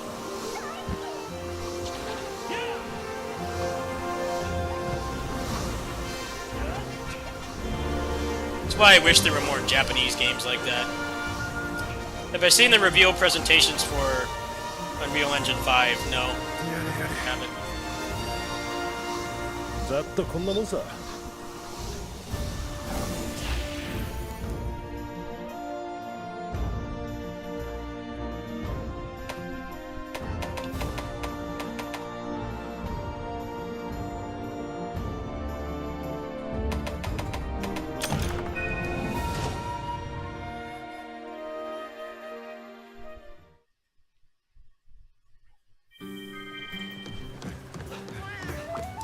さあさあ特売日だよ。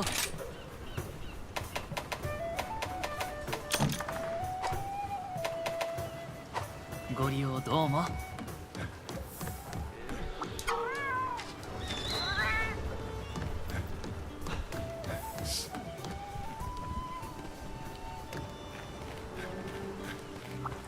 お、いらっしゃい。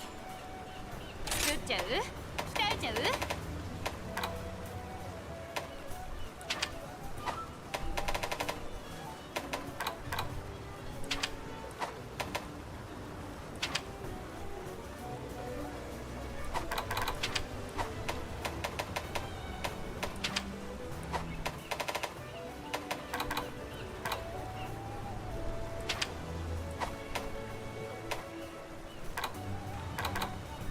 難しい注文どんと来い。修行を重ねて磨き上げたこの加工技術で大満足させちゃうからね。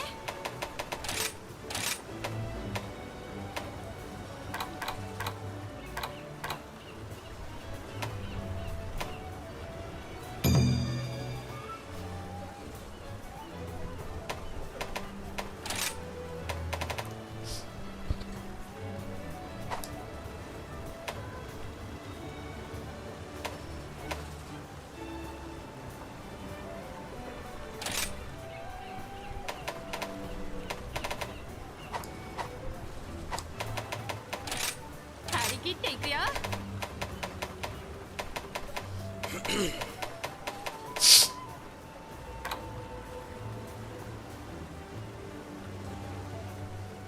Wow, that's pretty cool. I can't wait to see what the, what's his name? Wazin? The guy that made Assault Spy. Imagine the shit he'll make with that. That shit is gonna be fucking legendary. Whatever he makes with that, man, is gonna be, holy ultimates. The optimization on the fly is going to be good for indie games, especially larger games like this. Not so much, 'cause they already have like a lot of computers and stuff that they can test stuff on.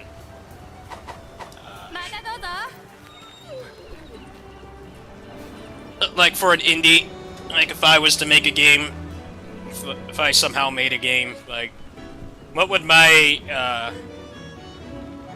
testing ratio or my testing options be? Be my computer and the game center. That's it. Whereas like a big company like this, they throw games like this at like all kinds of rigs, try to reach a good middle ground. But for like something like Assault Spy that was made by like one guy, that's pretty huge. So obviously one guy is not going to have the money to shell out for like a bunch of computers. Yeah, sometimes shit just works on your computer and it doesn't work on somebody else's, even if theirs is better or worse. That's interesting. That still is, it doesn't do all the work for you, yeah, but that's going to be pretty big for indie dev. Bigger games like this, it won't matter much. At best, it'll probably mean that the PC ports will be less shitty at launch.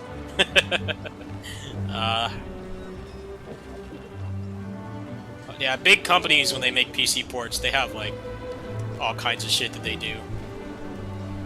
Like all kinds of computers and stuff. Like here's this shit laptop, that hand-me-down laptop from your grandma from 10 years ago. They'll test it on that, and then they'll test it on a computer like mine that's like capable but not the best. And then they'll test it on like, you know, a super user, somebody who's put like a couple K into their computer. Yeah, I'm gonna go ahead and use the bathroom too. I'm gonna go ahead and refill my water. I'll be right back. You guys pick what quest you want to do, and I'll be right back.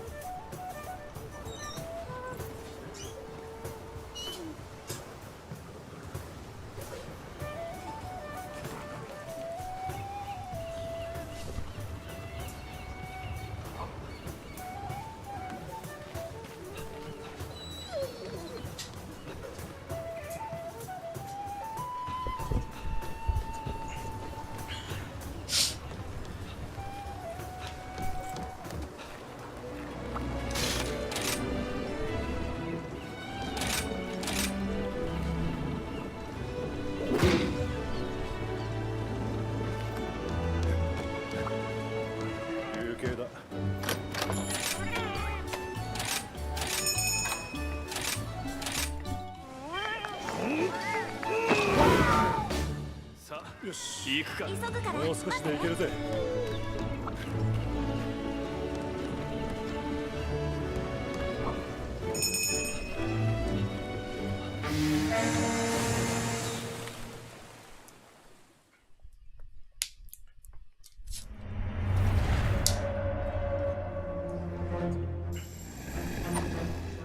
彼女はそのものがひそやかにどうかし深く漂う場所、気づくことなく安情に触りし者あれば No, I haven't checked on 知ることになろう。 the guy who made Assault Spy. I know he's making a new game. それが命であがなわねばならぬ。 I wonder if he'll port it over to Unreal 5. I just hope he gets his game on console this time. Cause like Assault Spy is too good to be stuck on PC. This is legit one of like the best character action games last gen. Like, up there with DMC 5. Maybe not graphically, but like that's a legit good game. It sucks that they didn't, publisher didn't port it to anything. I think it would have done pretty well. I can't see how it wouldn't. The price is right. No, it's the price of DMC 5 on sale, so I don't think it would be too hard for people to want to give it a shot. But nope, they never did that. They just let it die on PC. Visibility on Steam is really bad because there's so much garbage on there every day. Good stuff like that gets buried. Jitsu Squad right now doesn't seem to be doing too well. But that game will be coming to consoles. It'll probably be like most indie games where they might sell bad on Steam, but once they get it on Switch, people start to buy it in droves. That's pretty much why every indie game is on Switch, because like putting it on Steam it's a big gamble. There's so much garbage on there. A lot of real shit games on Steam. Good stuff doesn't get noticed.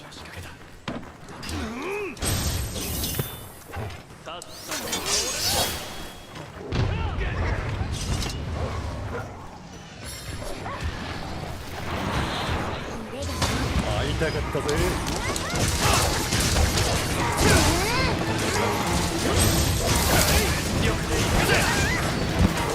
させたな。ついのがいいぜ。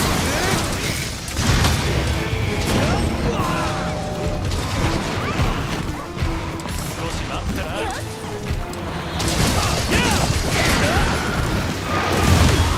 狙われているぞ。警戒しろ。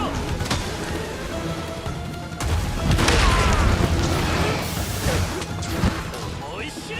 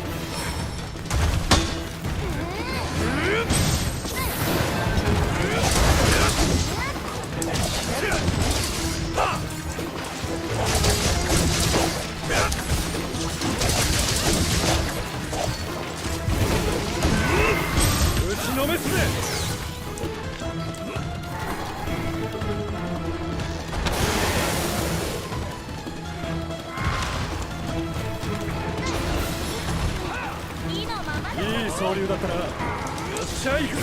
一気に打ち破る。相手が悪かったな。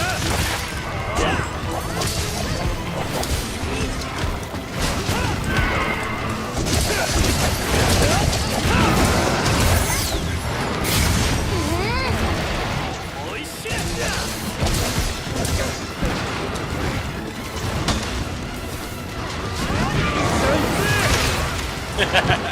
That was poorly typed.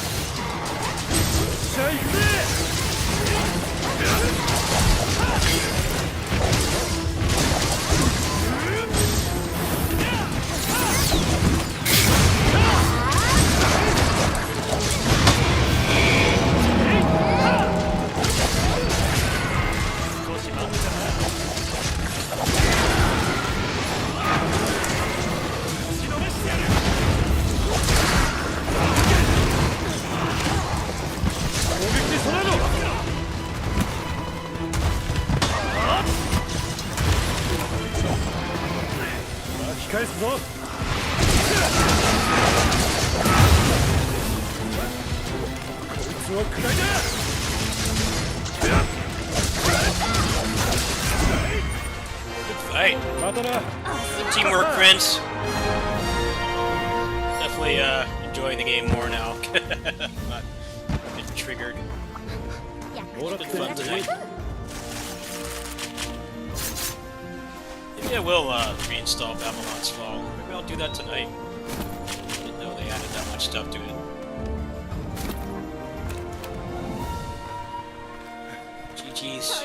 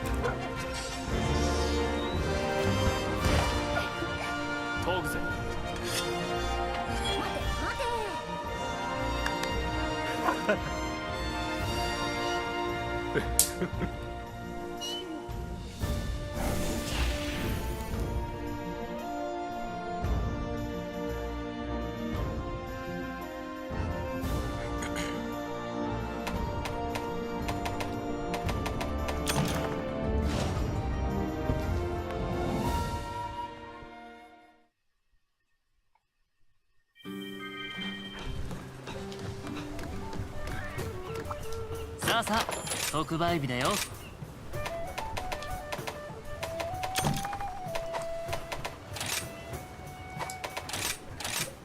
何おめでとう。凝ってるね。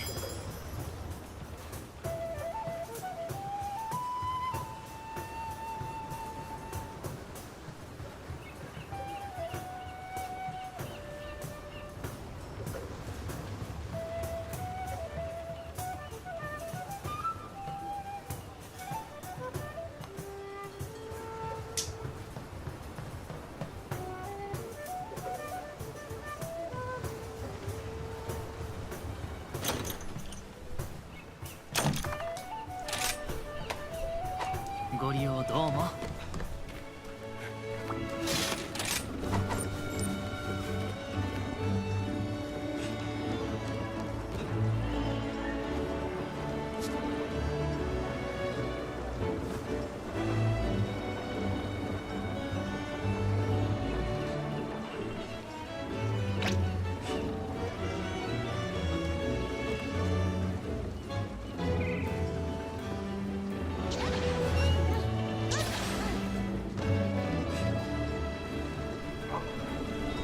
Are you gonna hop off? Alright, who's leaving? Who's leaving and who's staying? 休憩だ。 Yeah, good night. Good night, Lightside. Oh, glad we could help you too. It's been a fun night. I have not been, よし。 Oh, everybody's leaving. I'm all alone! Alright, well... see if I can make anything. いや来たね。 I think you did, yeah. Apparently my stream's still on. I don't look at my viewer count. No, we can go a little bit farther. Let's keep going. It's up to you, man. I'm in a good mood tonight. I think I...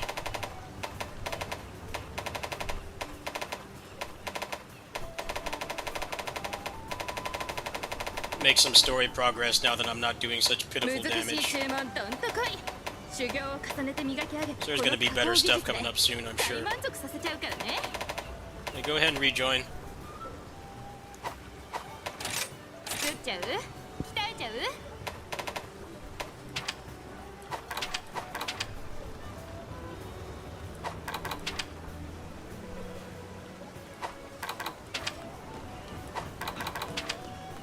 Just blame Denuvo. Blame Denuvo. またどうぞ。 That's, the humane thing to do, just blame Denuvo.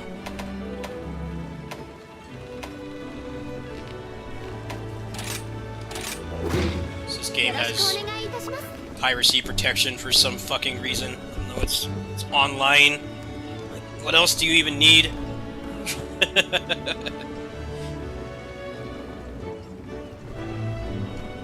I get really tired of the arguments when people say that Denuvo doesn't make a difference. 'Cause I can fucking vouch for it. When they got rid of Denuvo from DMC 5, that game loads like twice as fast. And it runs better too.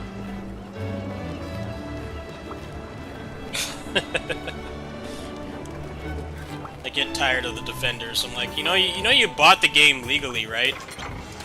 Like, don't defend them making it worse for you. Don't defend them making it worse. You're getting a worse experience than people who pirated it, downloaded it illegally. Don't defend them for that.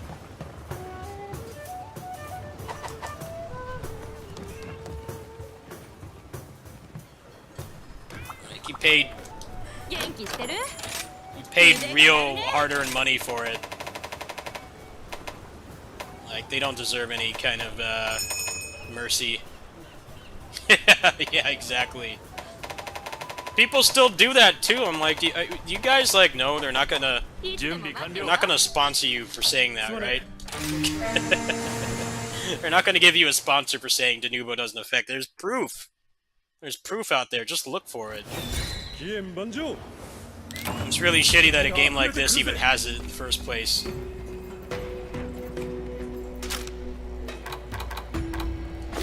80% faster, yeah, I believe it. I never really played that game, but DMC5 is very much like that. さてと。はあ。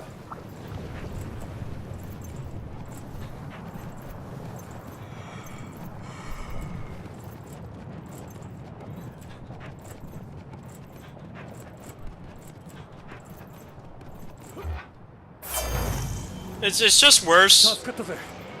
when it's like they sell the game for like the price of like a large pizza, like 20 bucks or less, and then they still have that shit in there. Like, what kind of message does that send me? You don't even believe in the game enough anymore to like actually sell it for what it's actually worth. You're selling it for nothing, but you still have the DRM in there. Like, what the hell are you doing?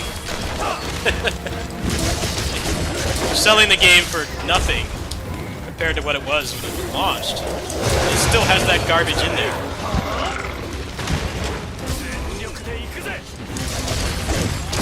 As soon as any game with Denuvo, like, as soon as it's like 20 bucks or less, they should get rid of it. Stop. It's not doing anything positive at that point, because at that point, the game is like 15 bucks. People who pirate it at that point, they're never gonna buy it anyway. It's like the price of a decent meal. Like you can skip like one Starbucks or McDonald's trip and buy the game. Like, why does it need anti-piracy stuff at that point? There is no reason. Just to make the game run worse.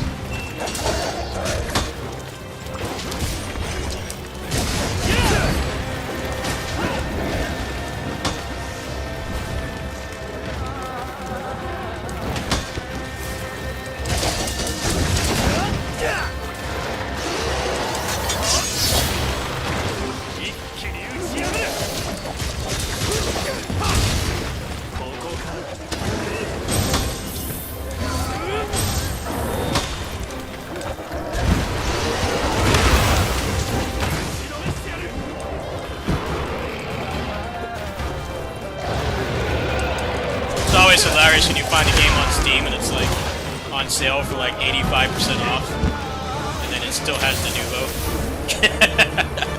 Like, what a slap in the face that is, right? Game is literal bargain bin material at that point. They still have that shit in there.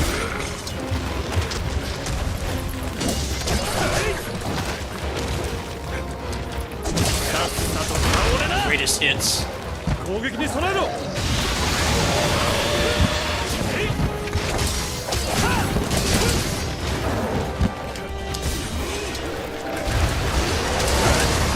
標的にされてるぞ。させたな。少し待ってな。とっておきだ。全てを叩き込む。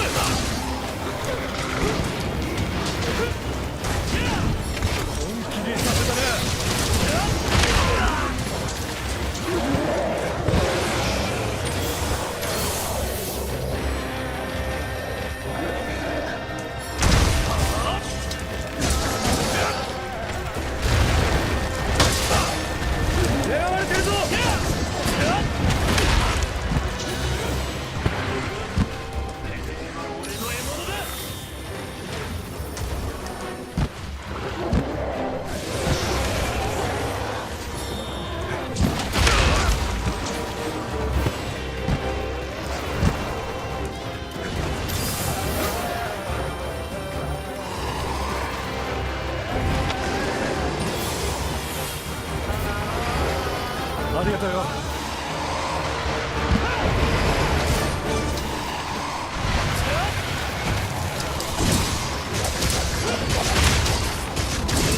さあ行くぜ。はい。いいのが行くぜ。よっしゃ行くぜ。全力で行くぜ。耐えられるかな。ここからだ。追いかけるとしますか。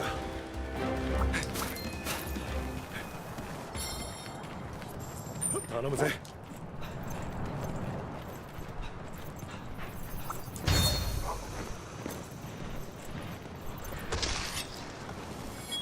Didn't they have some kind of drama with Doom Eternal? Because it launched with Denuvo and there was enough of an outrage, they actually bent over and took it out. I seem to remember that happening. They put Denuvo in and then took it out. What a joke, man. Stop trying to pull a fast one. You know people hate that shit on PC. PC gamers don't like it. I think they did take it out at some point, though.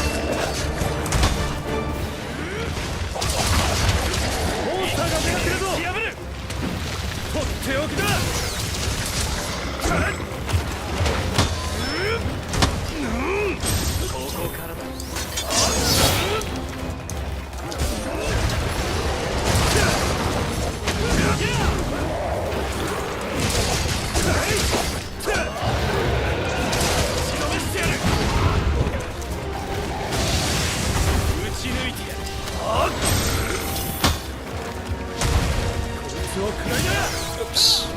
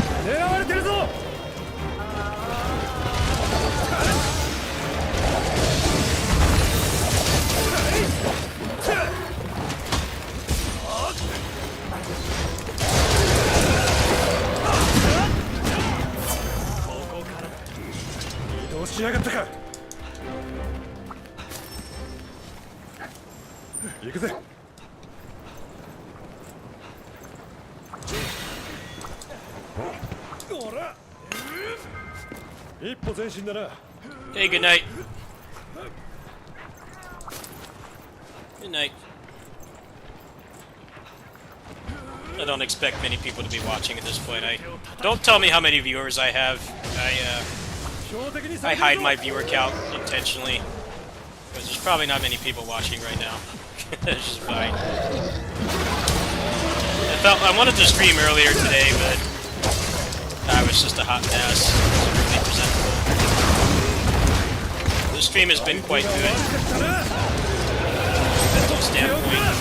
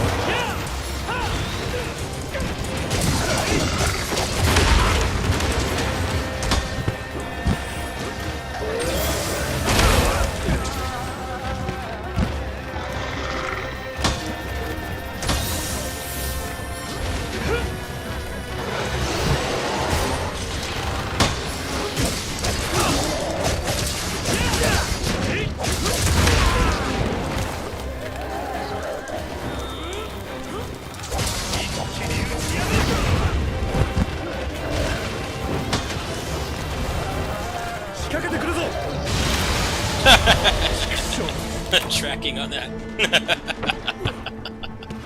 Like a Tekken. Kazuya. まだまだ It's alright. Get back there in time.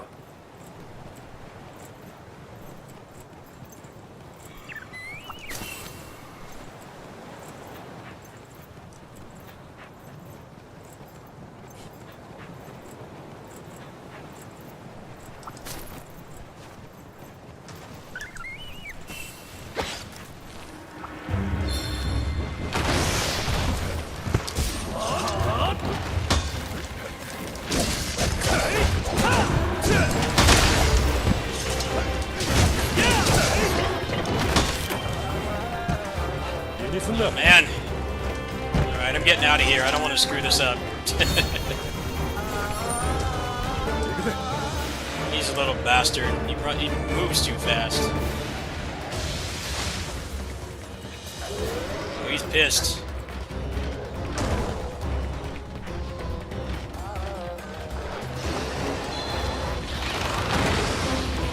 Can't really, you don't have a lot of openings on this guy.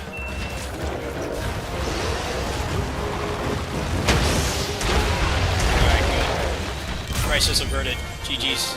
楽しかったねよし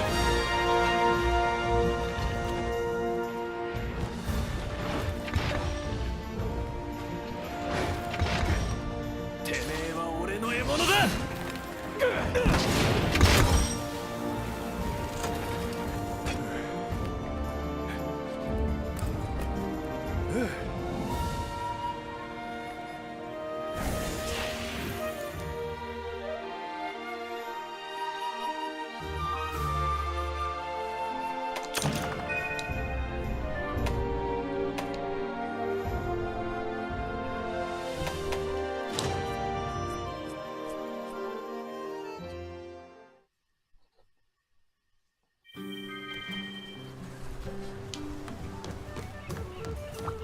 さあさあ特売日だよ。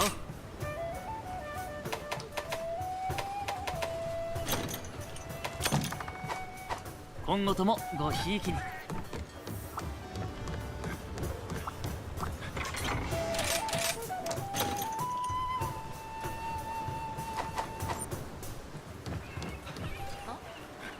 ごきげんよう。お待ちしておりました。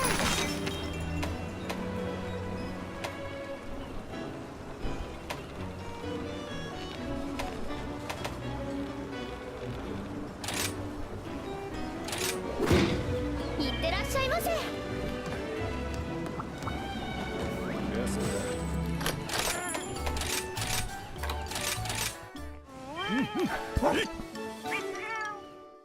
よし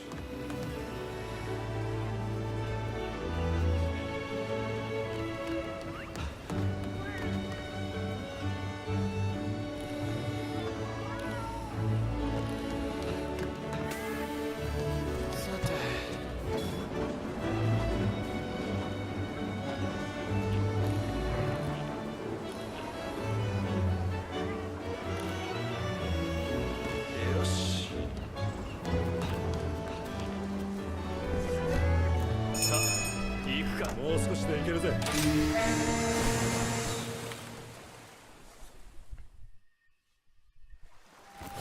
さて行きますか力が溢れてくるぜ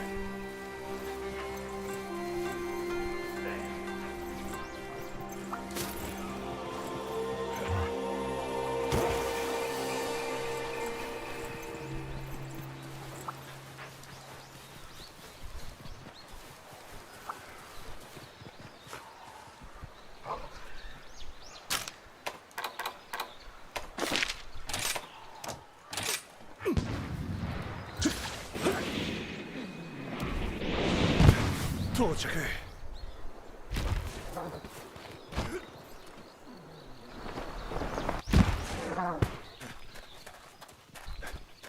もらった行くぜ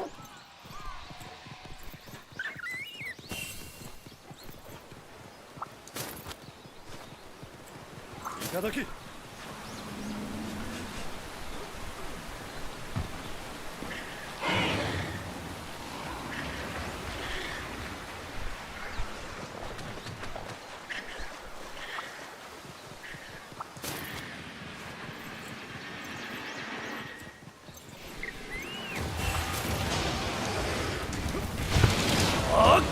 が標的か。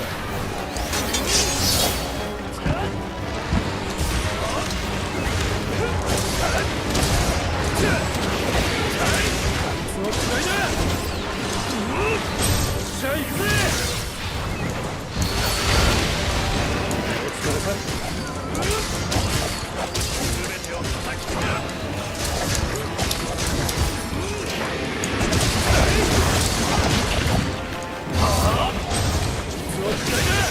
Whoops.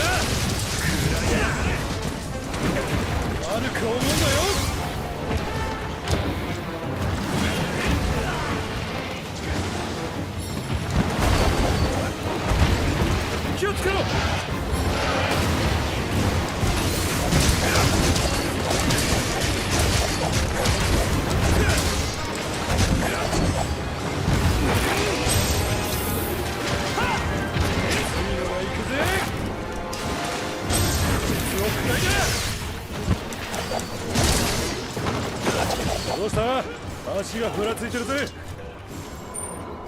頼むぜ。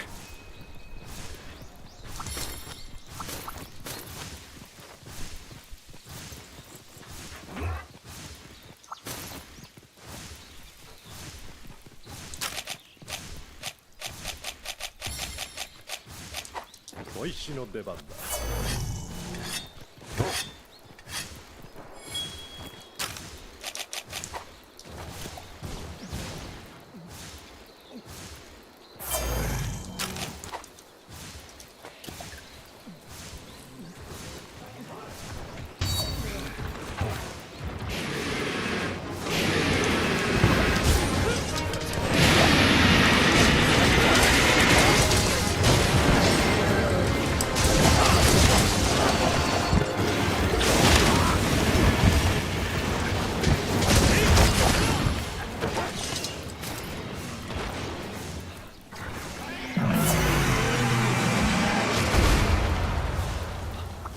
悪く思うなよ。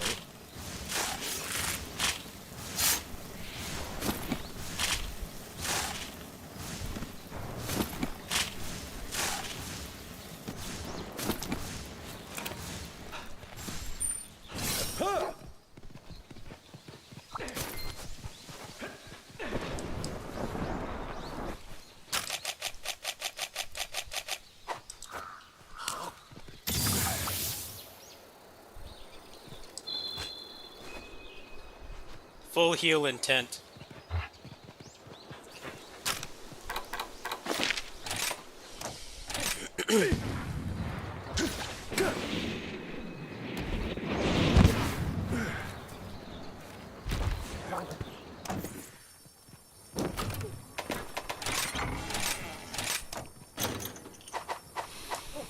Thank you. I haven't really done that before. It's good to know. Thank you. Still learning.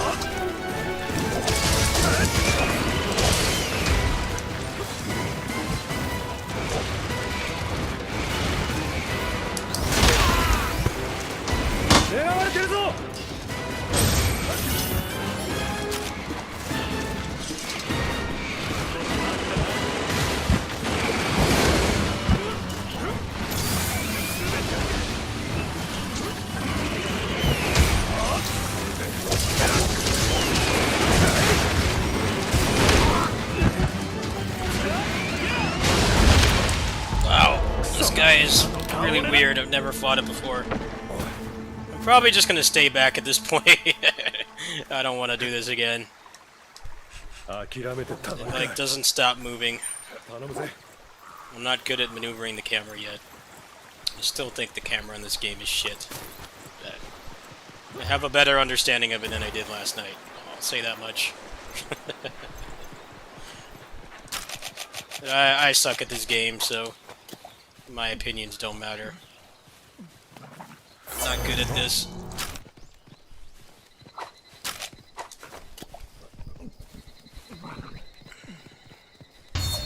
He's got a part broken, so hopefully I can jump in now.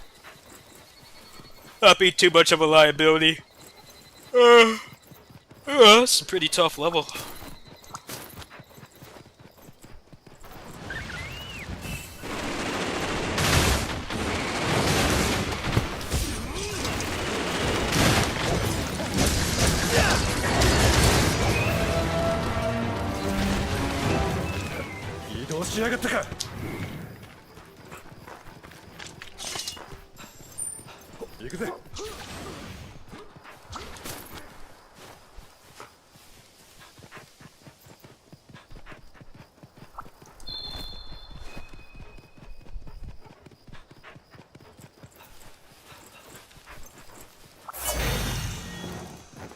大感謝だ。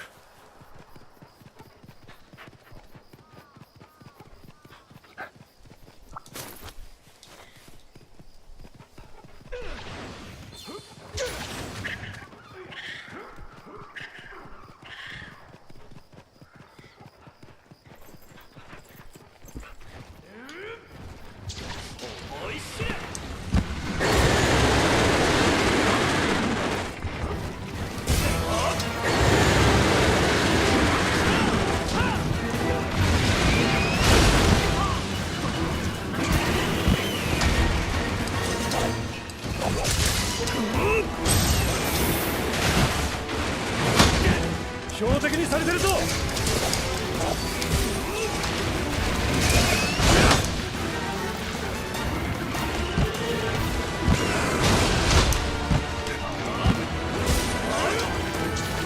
らいやがれ。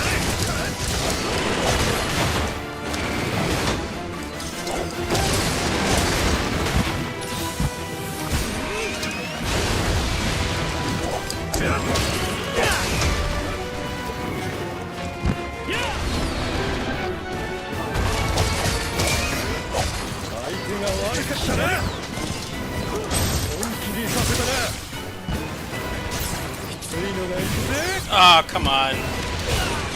Bullshit. I disagree, video game.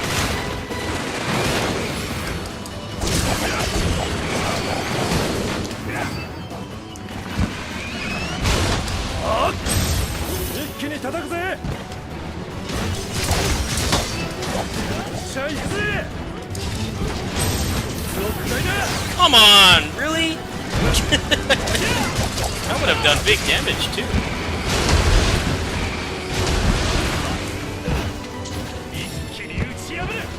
It's like really hard to land on fast monsters.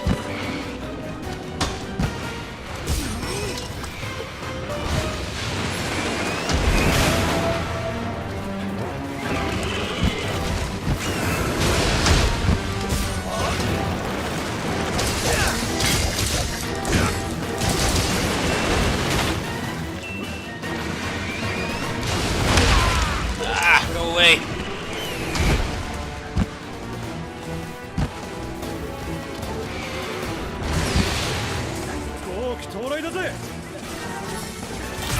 Yeah, that was a close one. GG's.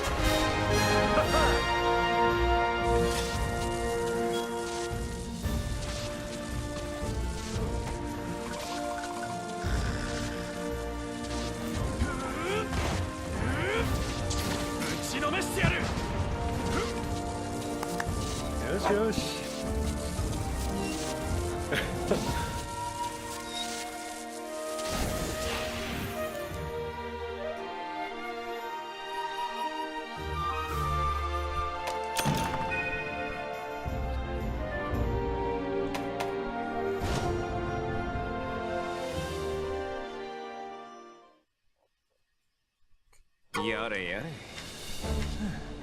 ああああうん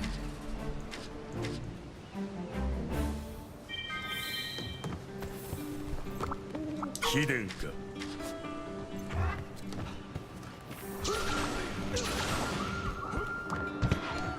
ごきげんよう。終了した。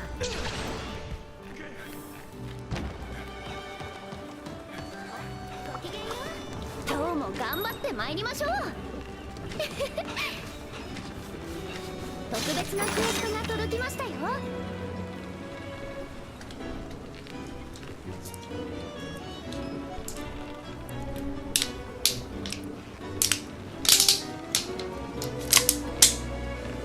Hey Zex, how much story is there after this? Obviously not going to finish it tonight. またお越 Just しくださ curious. いませ Like, how much more is left? Do I unlock anything after this one? I've got to be getting close to the end, right? I've already seen the final boss いらっしゃい videos and stuff.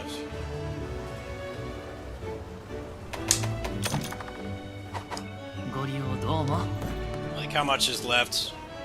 Is it just this and then two more quests and then the boss?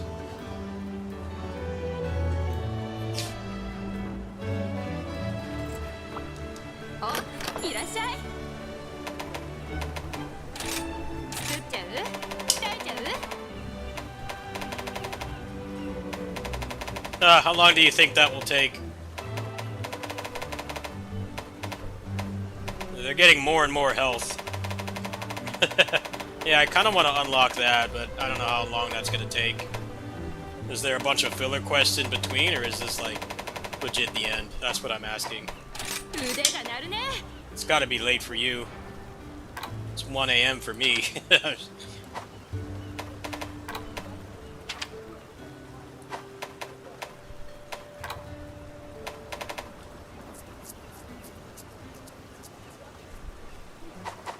いつでも待ってるよ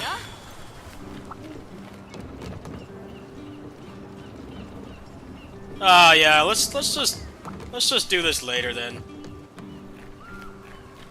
I think I need to play something a little less taxing. That's a good stopping point. We'll finish later today. Yeah, exactly. I'm not sure if I'm up for another hour of this. It's gonna be really late for you too. That's a good stopping point as any. And I'll probably do some off stream too, so should be done with it today. Yeah, it's a little bit too much. It's gonna be like almost 6 in the morning for you. I think stopping now is good. Thanks for the games. Oh wait, you're down for it? Is that what you're saying? I'm confused. Yeah, it's a little bit too late to do that now, don't you think? Yeah. The next session will be the end. It's a little bit too long. They're getting a lot of health. I'm like, yeah, I don't want to do any more of that tonight. Yeah, that's good enough for tonight. Let me see who's on Twitch right now. I might play something else to wind down, because I haven't taken my meds yet. See if there's anything good on Twitch right now. And Twitch mobile doesn't let me scroll down anymore, so I can't look at any of the low viewership streams, which is like the stuff I'm mostly interested in watching. I'm not always interested in the big viewership stuff. Sometimes I am, like tournaments. But for the most part, I watch mostly smaller streams. I think it's a real dick move for Twitch to do that. It's already hard enough to break out on there and feel like you're getting anywhere on that site, but now it's even worse. It's been like that for a couple days. Yeah, I'll probably do some offline, off camera. But yeah, I had a good stream tonight. I did not get pissed off at all. I felt much better. I